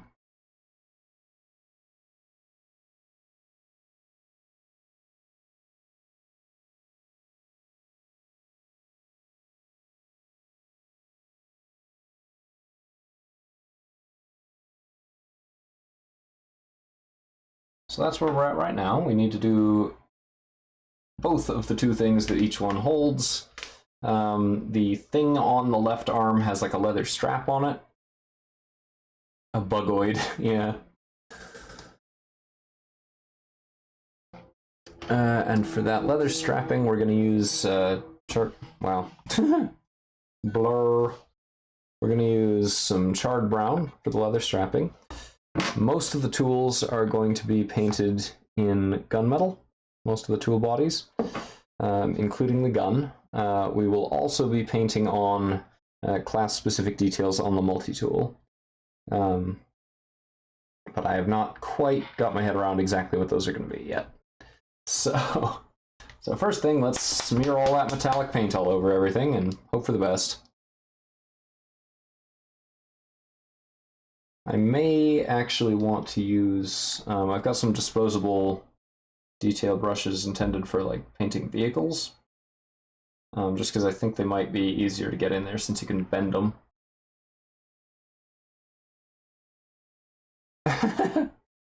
Yeah, I assume you mean mostly the animals. Because Planet of Dr. Moreau has some lazy names.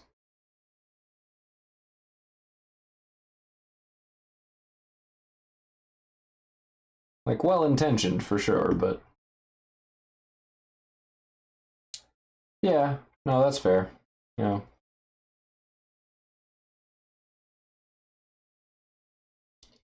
I wonder how many of the names they thought of before they thought of the backstory elements, and how many of the backstory elements they came up with before they thought of the names. So, like, Zoalans. Did they decide they were called Zoalans, or did they come up with the planet Zoala first? Yeah, you're right about that.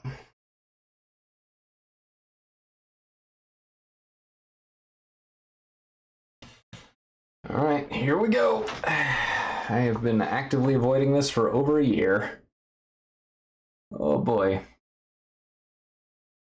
Start on the outside of this car engine block monstrosity that we've got here. And work our way in.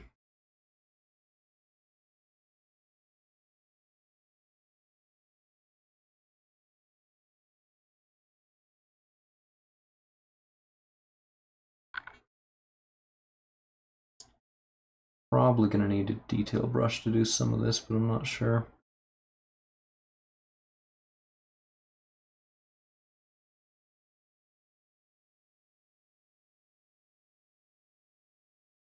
Like, all of these are bent up in slightly different ways. Just from the production process and the fact that the plastic is slightly malleable. So that's gonna make things even more complicated. Woo!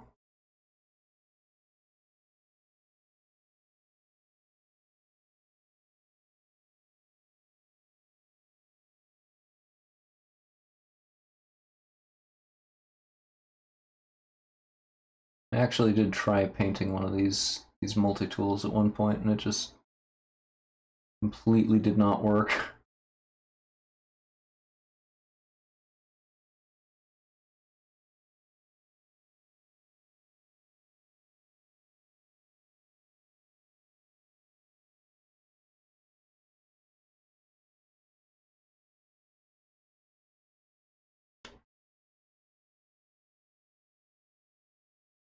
Do remind me how Tentec names are formed. Are they the ones that like contradictions?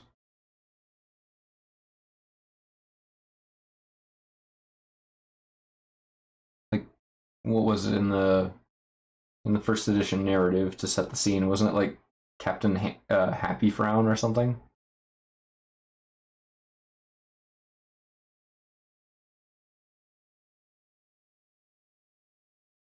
Yeah, yeah.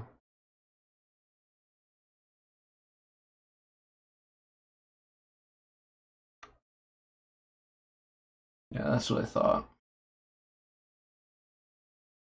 It's been a while since I've really thought too seriously about the sort of the world building aspect of this game. Although I do actually quite like it. It's very spaceman spiff. Very like pulpy and comedic. I can talk.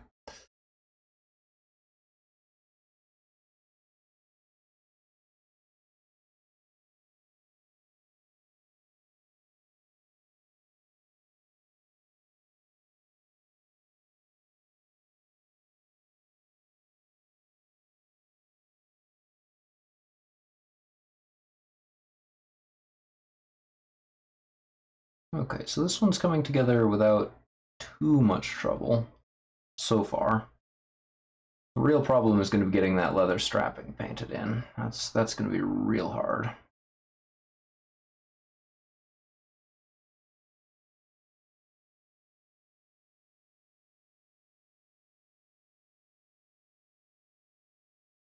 Yeah, yeah, that's very true. Yeah, that's coming back into vogue a little bit through games like FTL. You know, where you've got guys just called literally just called rocks. Like, yeah, okay. You know, and sort of the popularity of that and other similar sort of comical projects.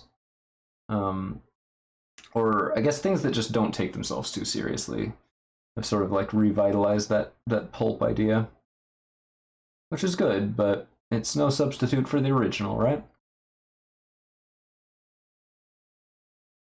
And that's why I'm sitting here painting this stupid multi-tool.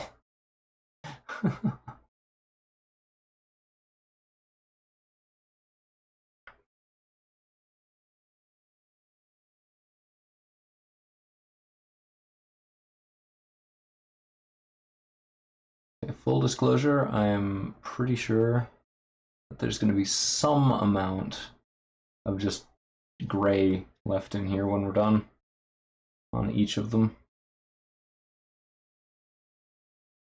Like I very well may not be able to get all of it. And for some reason my stream quality is dropping. Why is that?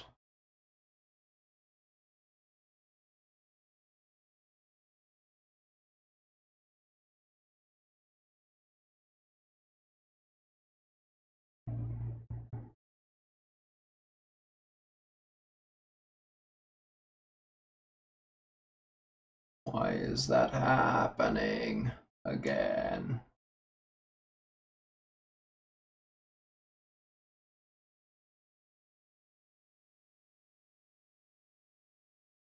Hmm. Well, hopefully that won't happen anymore now. Don't know if it will or not, but hopefully. We can pretend there are no technical issues on this stream ever, right? If you believe really hard, it'll come true. By which I mean if I had a few $100s for part replacements.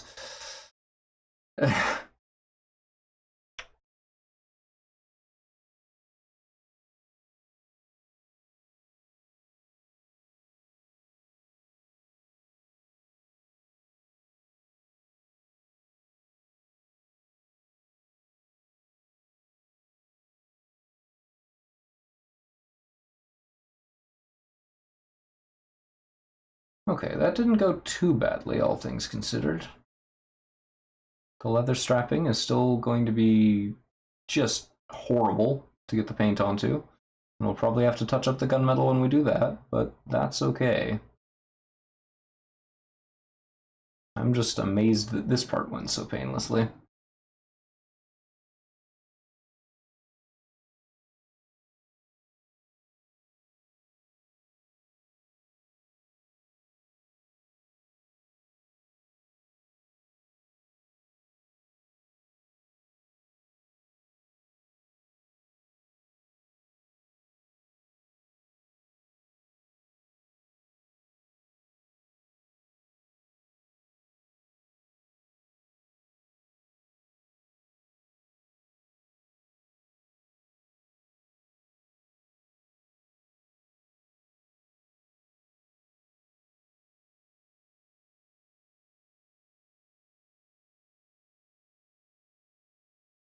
Okay. Sorry, this is another one of the things that like I can't comment very well while I'm doing it because it's just really fine detail work. It is easy to screw up. For some reason, I just don't really have the ability to do that sort of thing and talk at the same time very well. Do parts of it for sure, but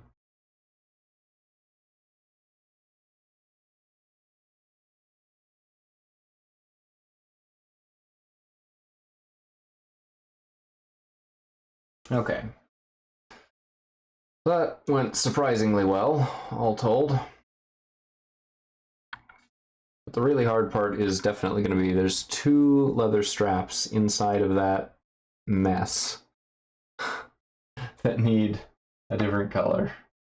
And then I also need to color it with class colors, but that part shouldn't be too bad. We'll just follow the same process over here. Just kind of work our way into it.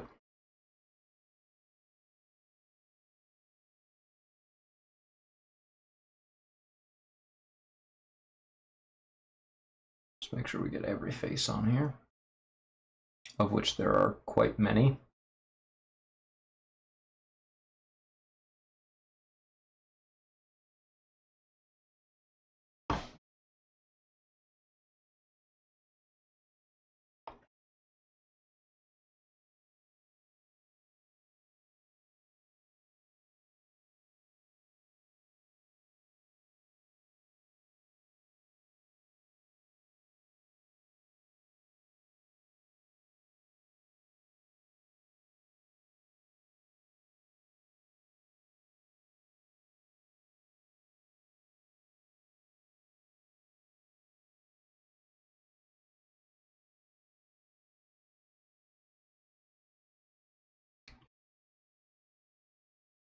You know, all told, these are coming together faster than I thought they would.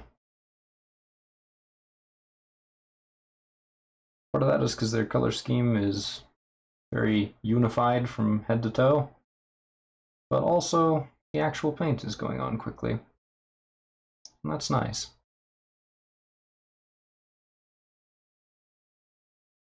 It's polite.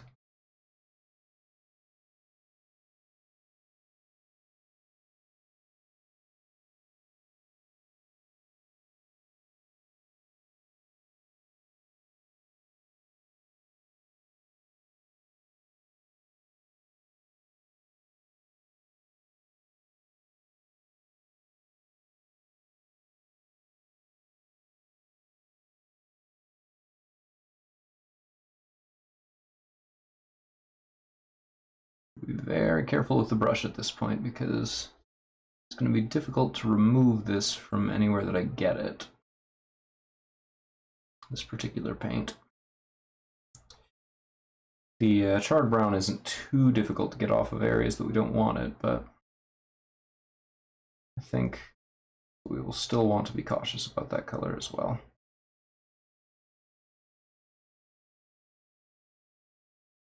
Just as well, better to be careful.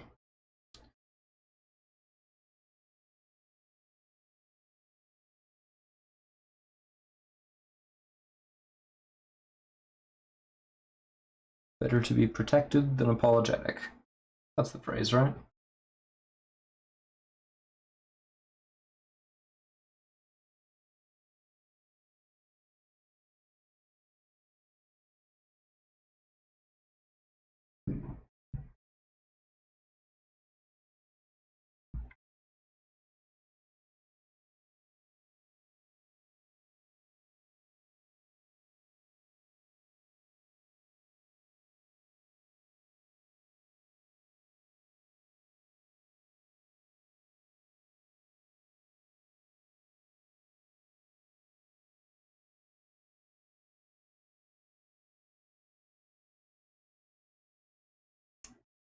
There's a little bit of this in there that's just at a really awkward angle.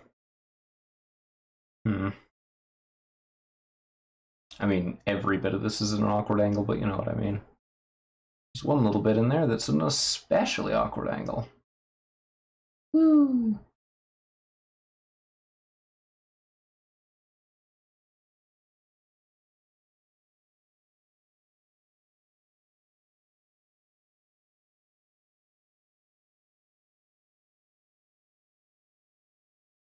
I do like that, like, of all the accessories they could have put on this sculpt, they decided on a chainsaw. What a weird decision. This, like, monstrous multi-tool thing. All these little levers and arms on it. And then just, yeah, just a chainsaw.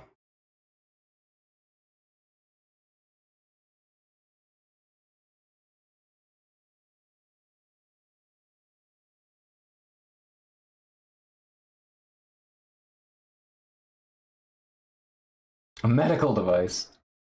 Is that really what it's supposed to be? Like, is that actually an in-universe thing, or is that just to be funny? This is the kind of game where I actually have to ask that question.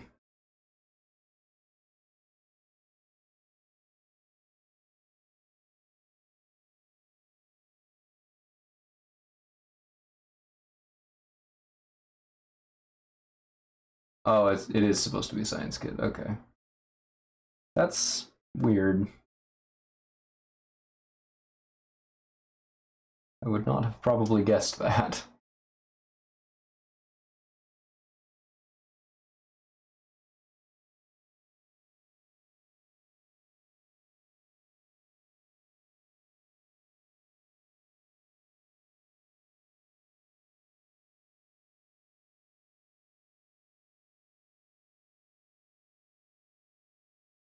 Oh my goodness.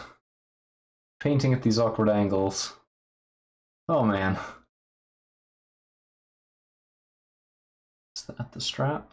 Yes, that is the strap. That makes this tool arm.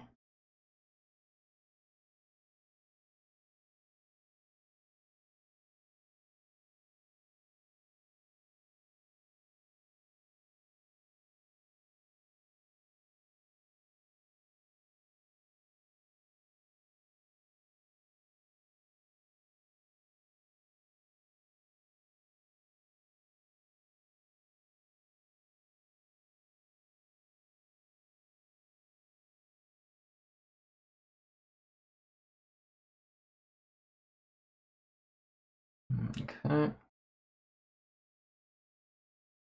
Almost got this little gun or hose or whatever it's supposed to be.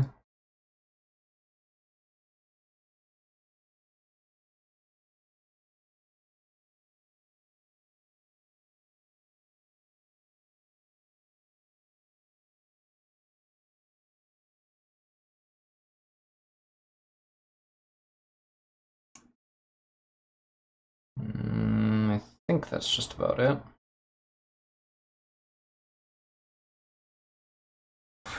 Sorry, it's like I have to like stick it all the way up directly to my eyeball to see this. See some of those details properly. Oh, this is the engineering toolkit. What does an engineer need with a chainsaw then? I thought like, oh, carving up a sample or like using it as a bone saw for medical stuff. But what's an engineer gonna do with it?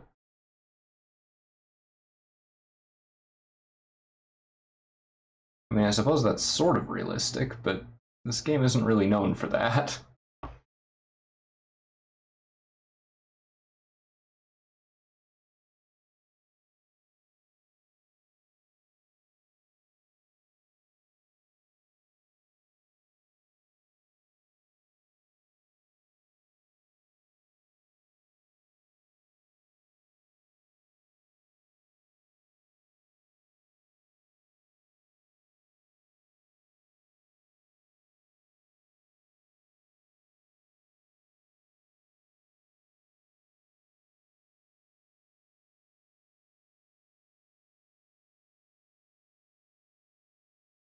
Oh, also, there is something that you should always do before painting miniatures that I absolutely did not do for these, and that is to check for any molding lines or flash still attached. to the pieces and trim it away with an X-Acto. I am just noticing that this firearm he's holding has a big honking flash line that goes all the way around it. And it looks kind of really bad. That was not a thing that I realized I needed to do at the time. So, kinda too late now, but pro tip for everybody at home.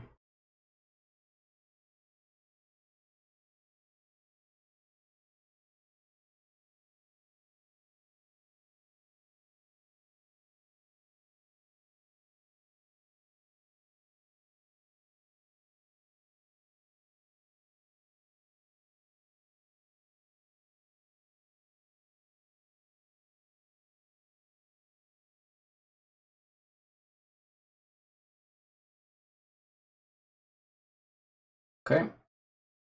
That's two.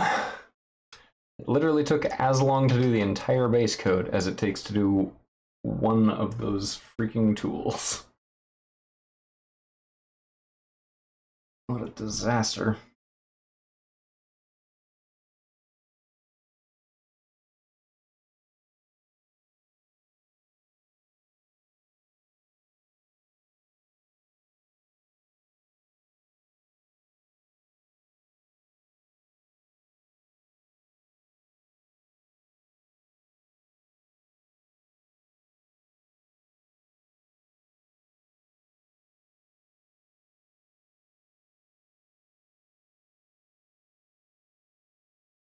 Oh boy, oh boy.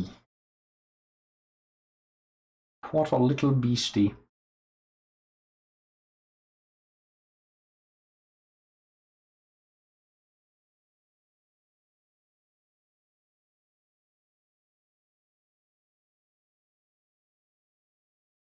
Unrelated aside, can I just take a minute to appreciate how amazing the Game Gear was technologically for a handheld console of its time? It had a lot of really crappy games and certain limitations like the terrible battery life and the fact that it required 6 AA's to even turn on. But on the other hand, full backlight in 1990, what, 4? Like it took Nintendo a full 8 or 10 years to catch up to that with the Game Boy Advance SP. Which, you know, they didn't need to catch up to it because the Game Boy sold so well. But still, the fact is, they did wait that long to release their own version of that feature. Even though they had a thriving third-party market specifically for accessories to get around the limitations of that system. You know, worm lights and those like snap-on light kits, light and magnification kits. Full 8-bit color, or no, not even 8-bit, it was a 16-bit color screen on a handheld console. Like, how crazy is that?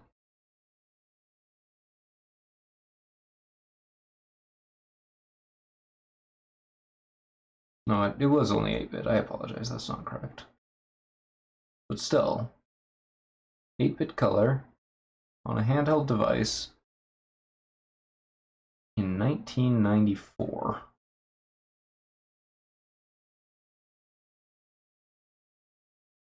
Even gave the Neo Geo a run for its money, and that was a way higher end product, I think, based on my retrospective understanding of the market at the time.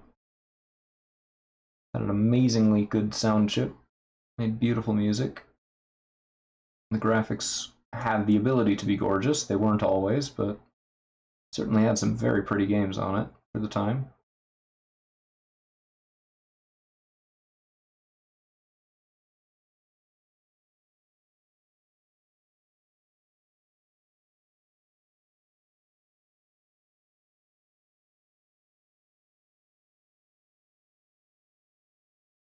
And as it often is with Sega products, the Sonic soundtracks were generally the highlight. Sonic games were generally the highlight, both visually and aurally, I suppose is the right word for it, of that entire system.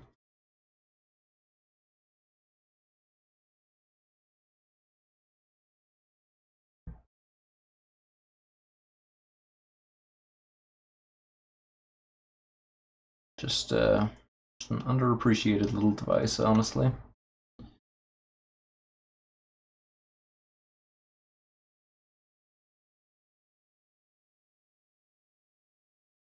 Not perfect, mind. Just underappreciated.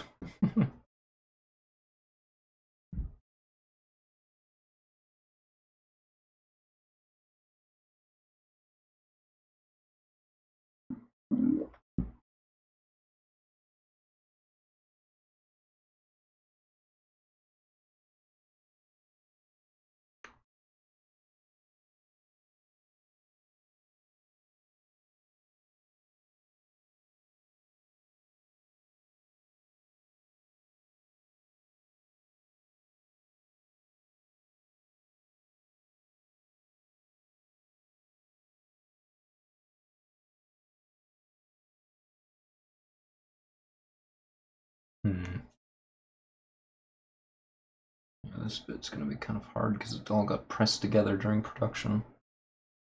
There's literally nowhere for me to put the brush. Like actually nowhere for the brush to go. There's physically not space between these pieces.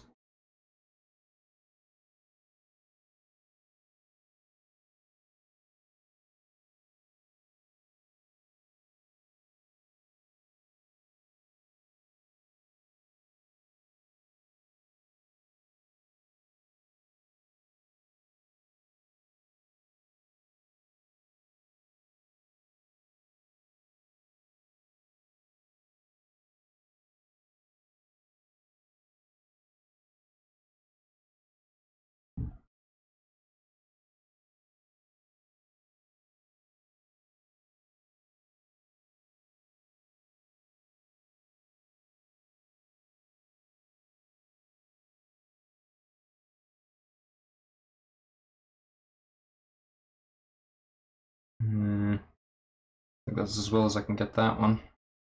It's not getting any better.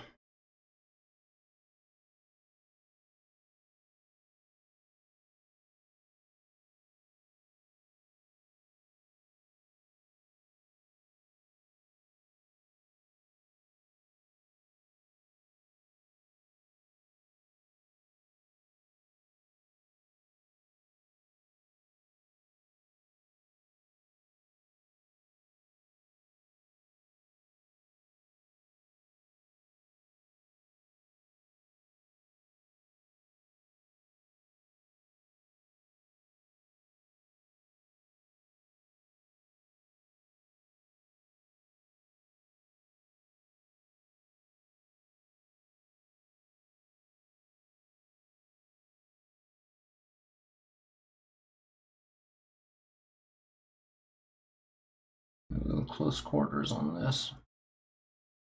Want to mess up his hand while I do it. I do the gun barrel.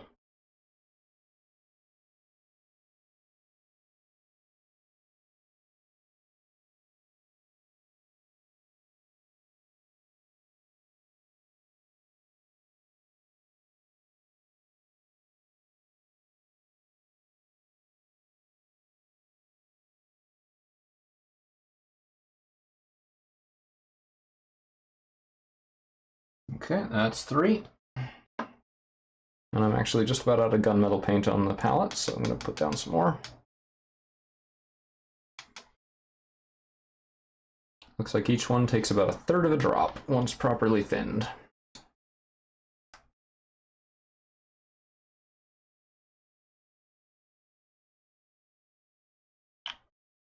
Not, of course, that I can put this down in 1/3 drop increments or anything like that.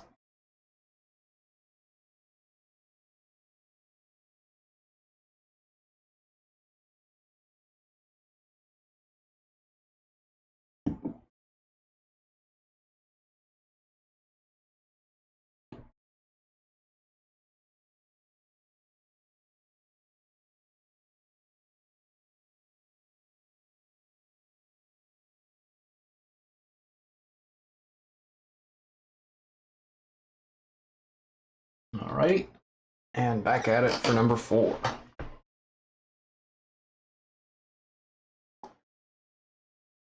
Correction, let me adjust my posture here.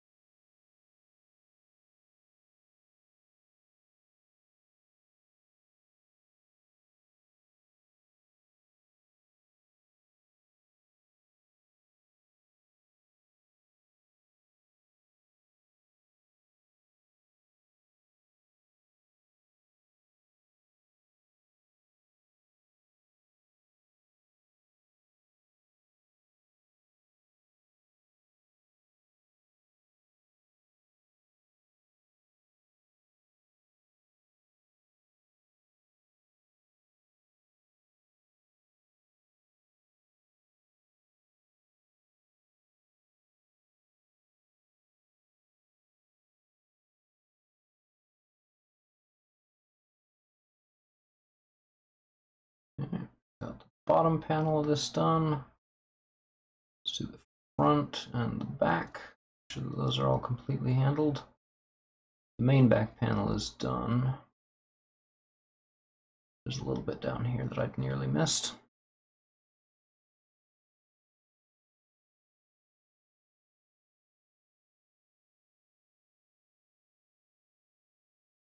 Just come right up along the side here.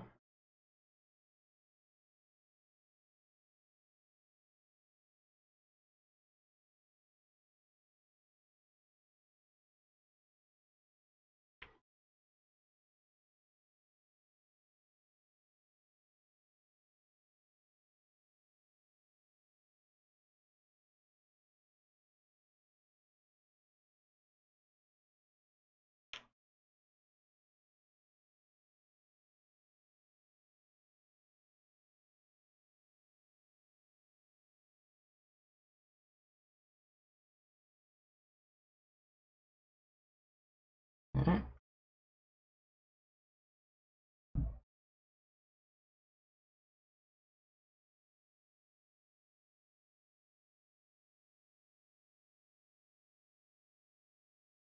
Just getting each little block of this one at a time, just like before. Takes ages and it's super like clenchy. There's so much that could go wrong with a missed paint stroke.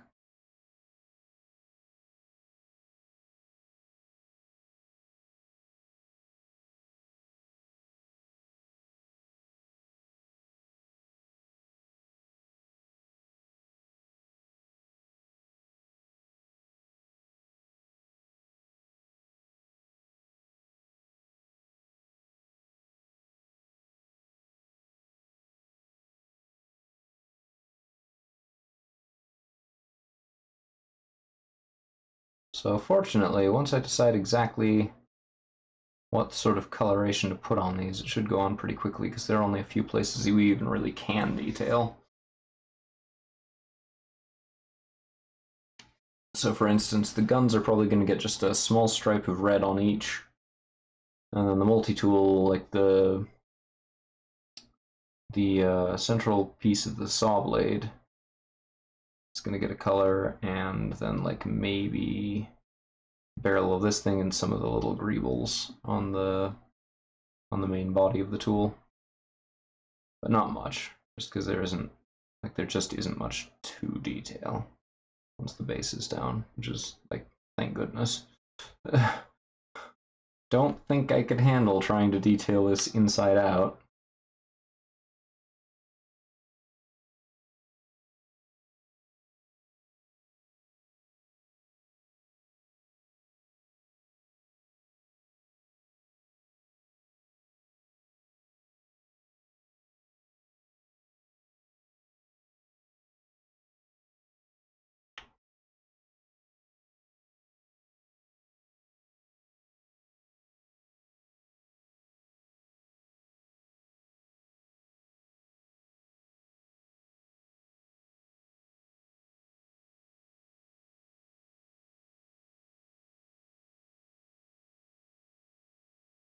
Almost got it.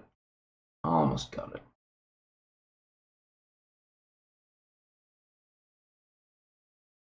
Just have to shove a paintbrush right in his armpit. A couple of times.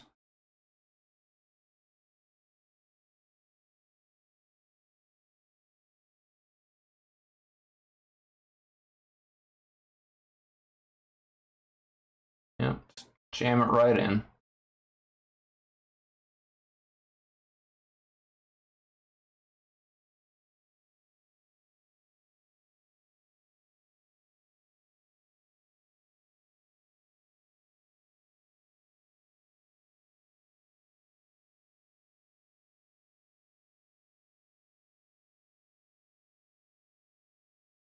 Whew.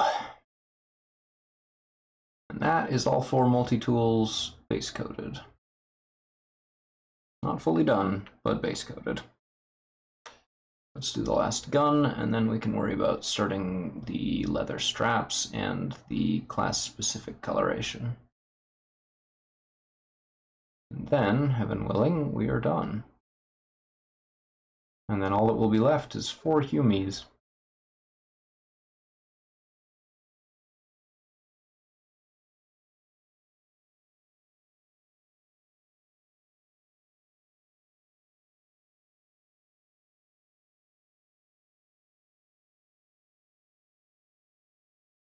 Beg pardon for me not holding this in a more visible position. I just need it like this in order to see what I'm doing.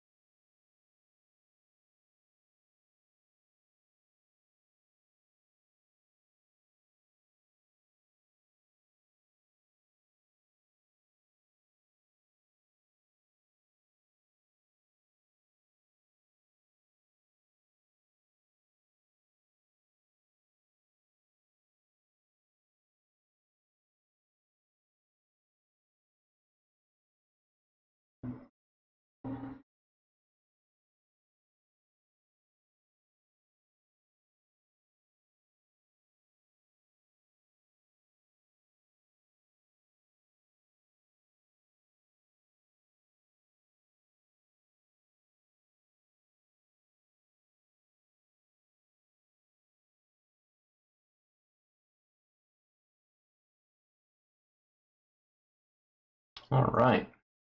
And that is all 4 of the sidearms. Clean all the gunmetal off the brush. Mix up a little bit of charred brown, and then actually panic.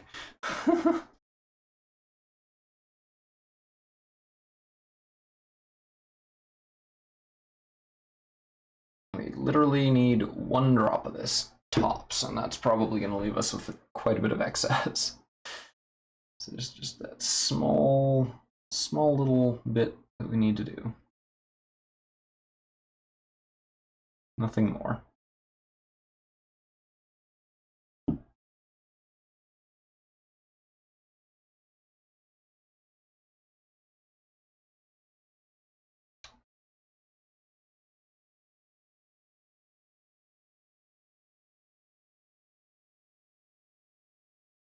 You know what else I could do is forget to stir the paint.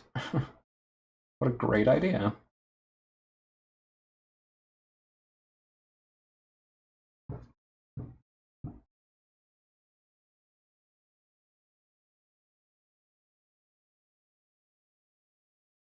gonna have to be real sloppy with this because otherwise I'm going to mess up the main paint colors.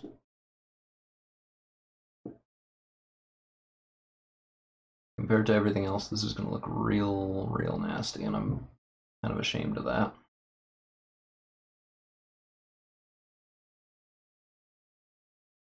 It's just a necessity of how the model is formed.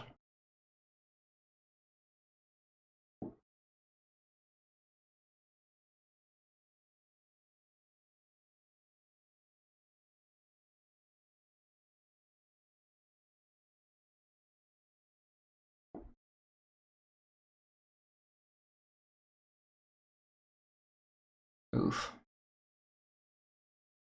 Oh, I hate doing this so badly. I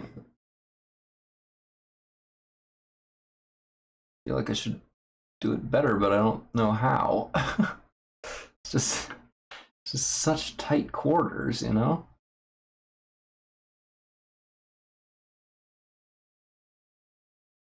Doing my best, though.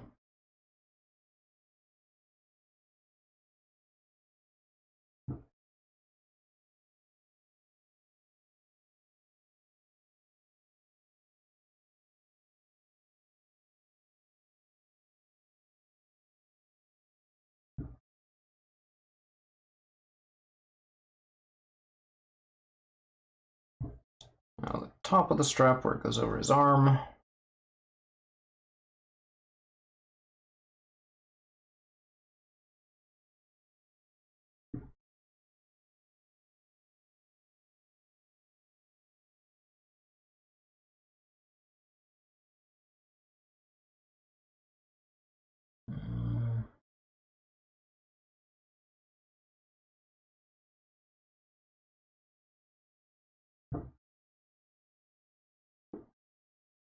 Okay, that'll have to be good enough, I think.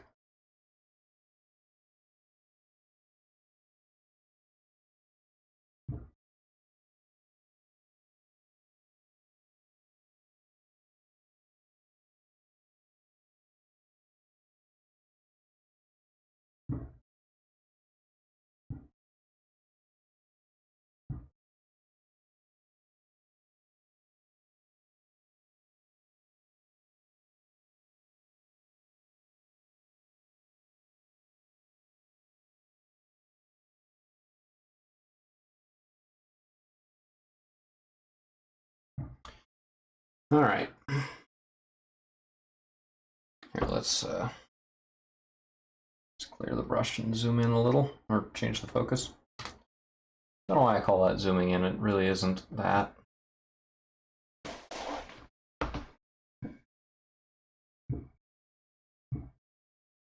He has now got a leather strap over his arm connected to his freaky multi-tool thing.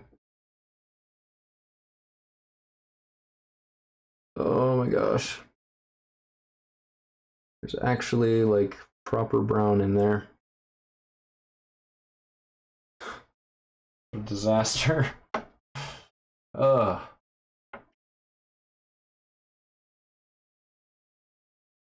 Almost want to leave it out of focus. I'm actually really ashamed of this.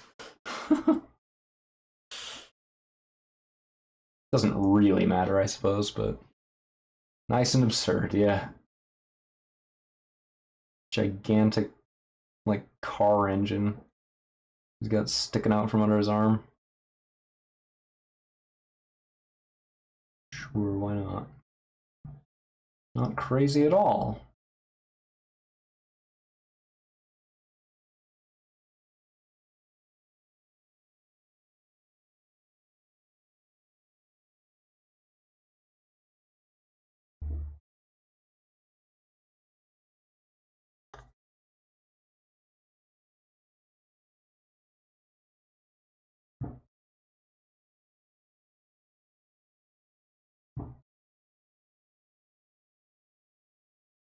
Got the strap over the arm.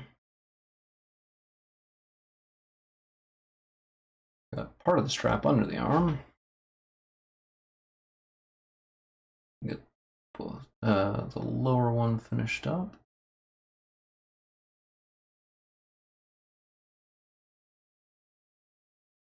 The upper one on the inside. Maybe.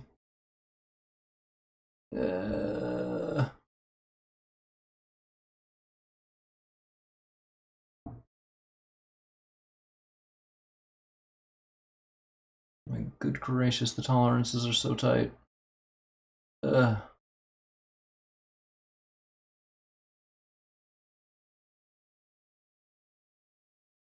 think I'm happy enough with that. Simply because that means I don't have to keep doing it. Snag up another brush full. Oh gosh, this is the one that's like super bent, isn't it?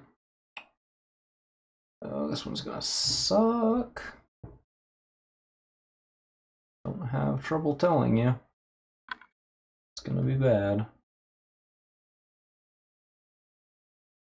For some reason, this one has its arm positioned way higher than all the others. Like way, actually way higher.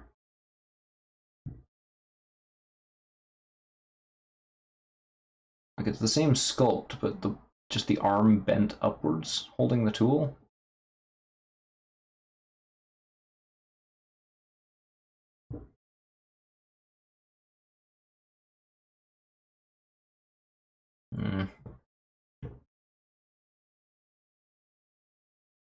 Yeah, it's physically impossible to get the brush in there properly. I genuinely don't think it can be done. Even if I didn't care about getting the rest of the paint scheme right, I don't think I can put the brush any further in there than I already did. What a shame.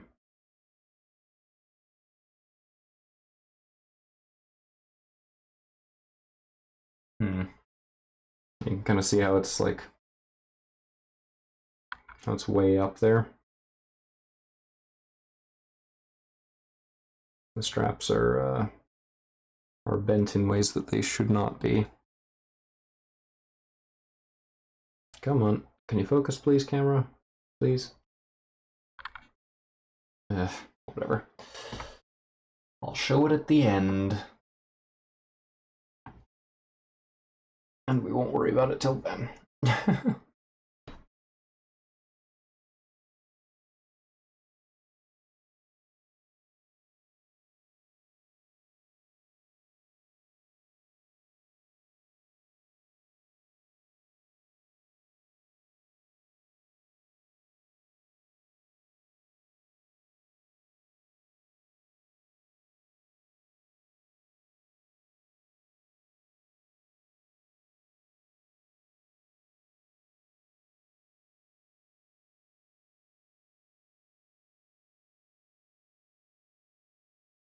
Okay, got that strap just about done all the way down because that one is blessedly unobstructed.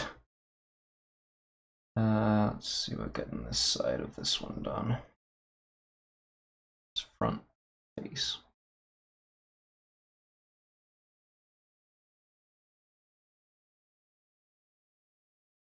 Genuinely don't know how much of this is going to be visible on the camera.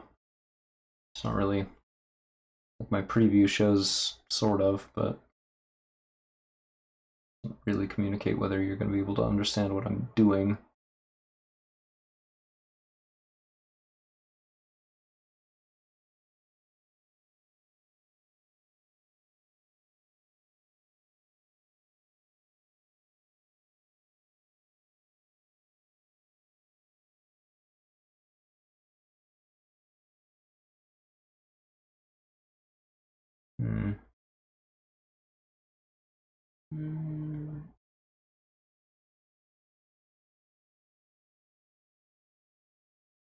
Yeah, that one is also just about as good as it's going to get.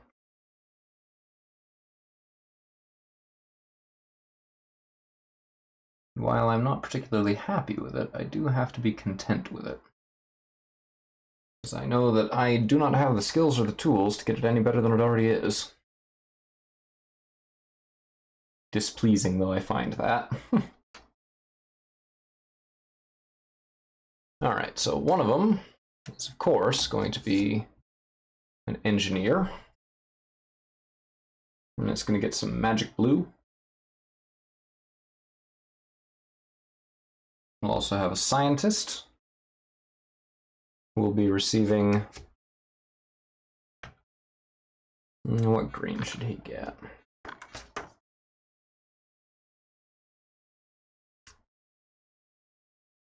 We'll give him some sick green. So that's nice and bright, but not like limey.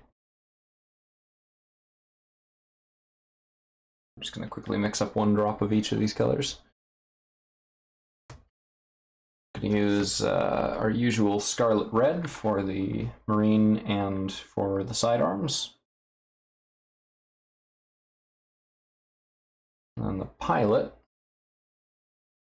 is going to receive a little bit of, I'm thinking gold yellow for that. It's just going to be a little bit thicker than the other colors, and that's going to help to make it go on smooth the first time. And also, coincidentally, reduce the likelihood of that color messing up the paint I've already put onto the tools.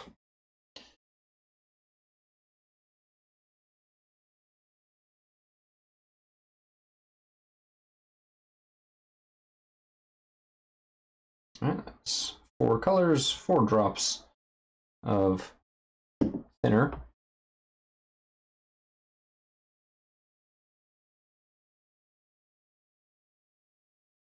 And we'll stir 4 times.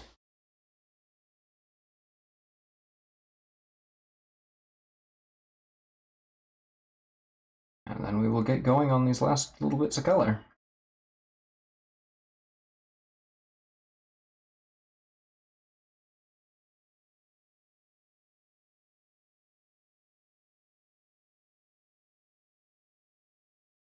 One thing to realize, one thing that's important to understand when mixing paint, especially when thinning them, is that while you can, of course, thin paints, you can't thicken them.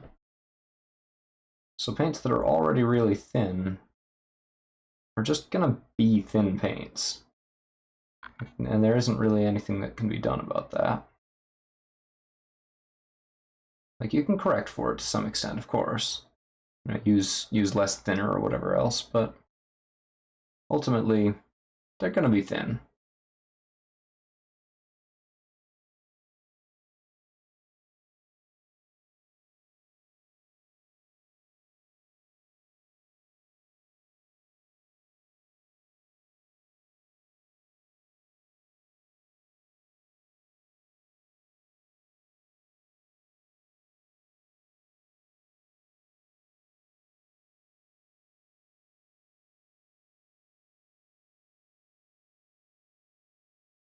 And then we'll do the barrel of the weird little hose thing. So we've picked out a handful of specific greebles to get class colors. Can't really see them super well, but I'll zoom in once we've done the rest. So we've done the hose barrel, the saw blade, and then some of the bits on the engine. And that's all the yellow that any of them get. So next one's blue.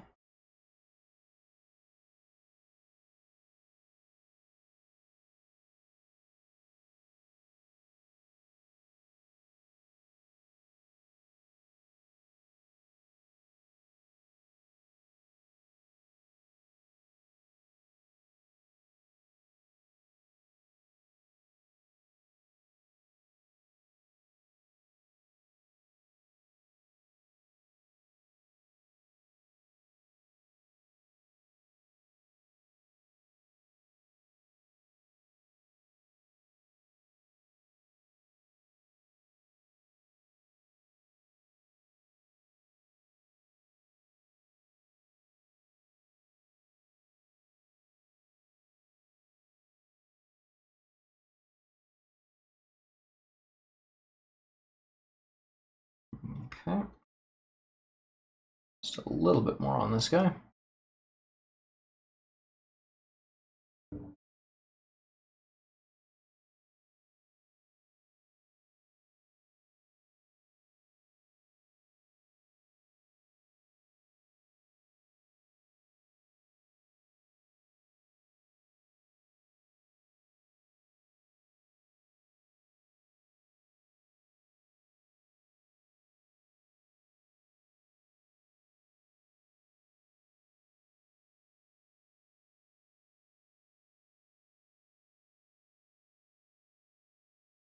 Okay, there's our engineer.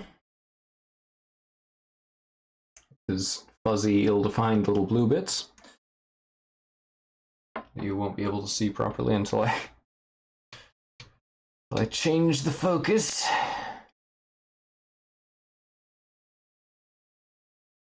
Now we'll do our scientist.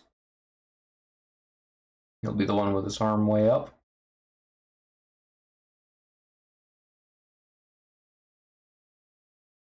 And of course we will go back and do all of the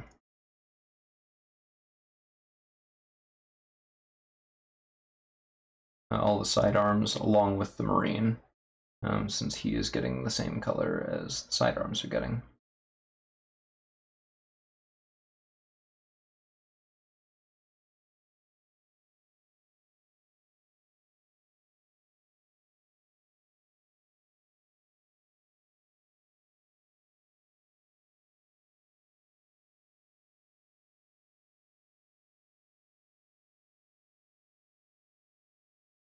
Science bug.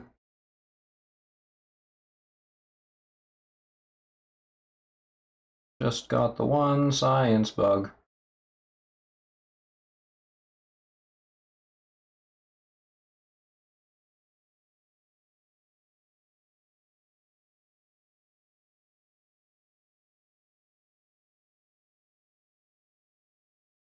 Okay, and that is science bug done. Now we will do shooty bug.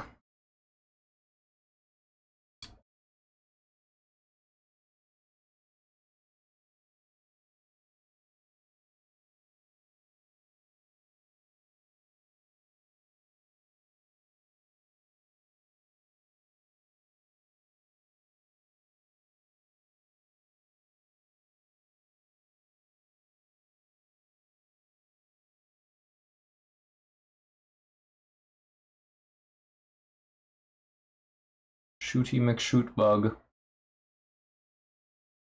Happening right here and now.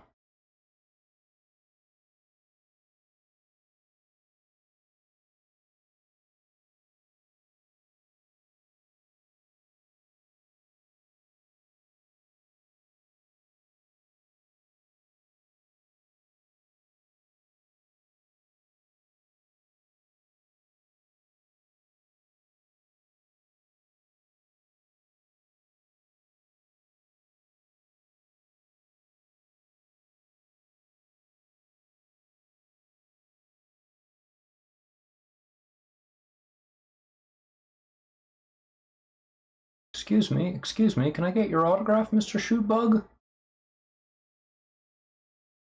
Mr. McShootbug?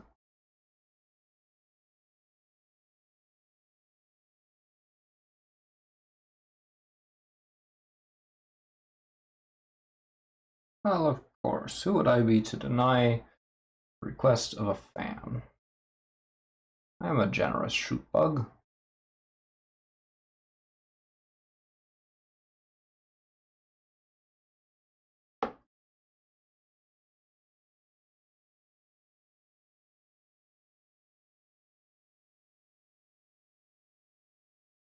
Painting these big honkin' stripes on the side of these guns, and I sort of love how ridiculous they are.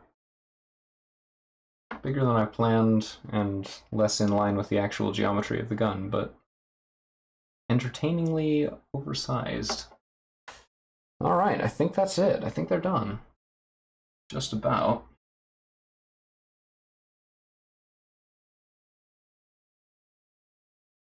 So now we can finally bring the camera in and show them off. And, in fact, let's get rid of that. We've got Piloty Shootbug.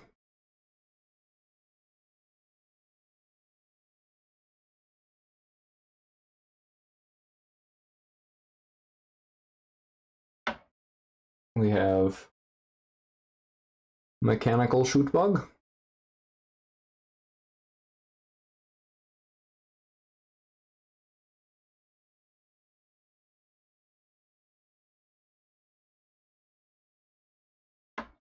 We have Shootbug the Science Guy.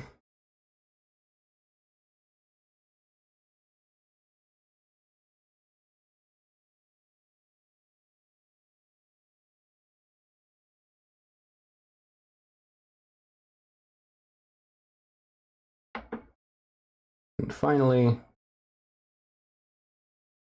good old Shooty McShootbug.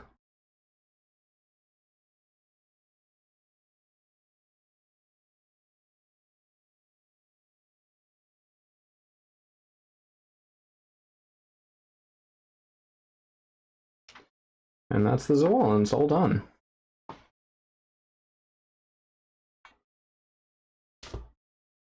Which leaves us with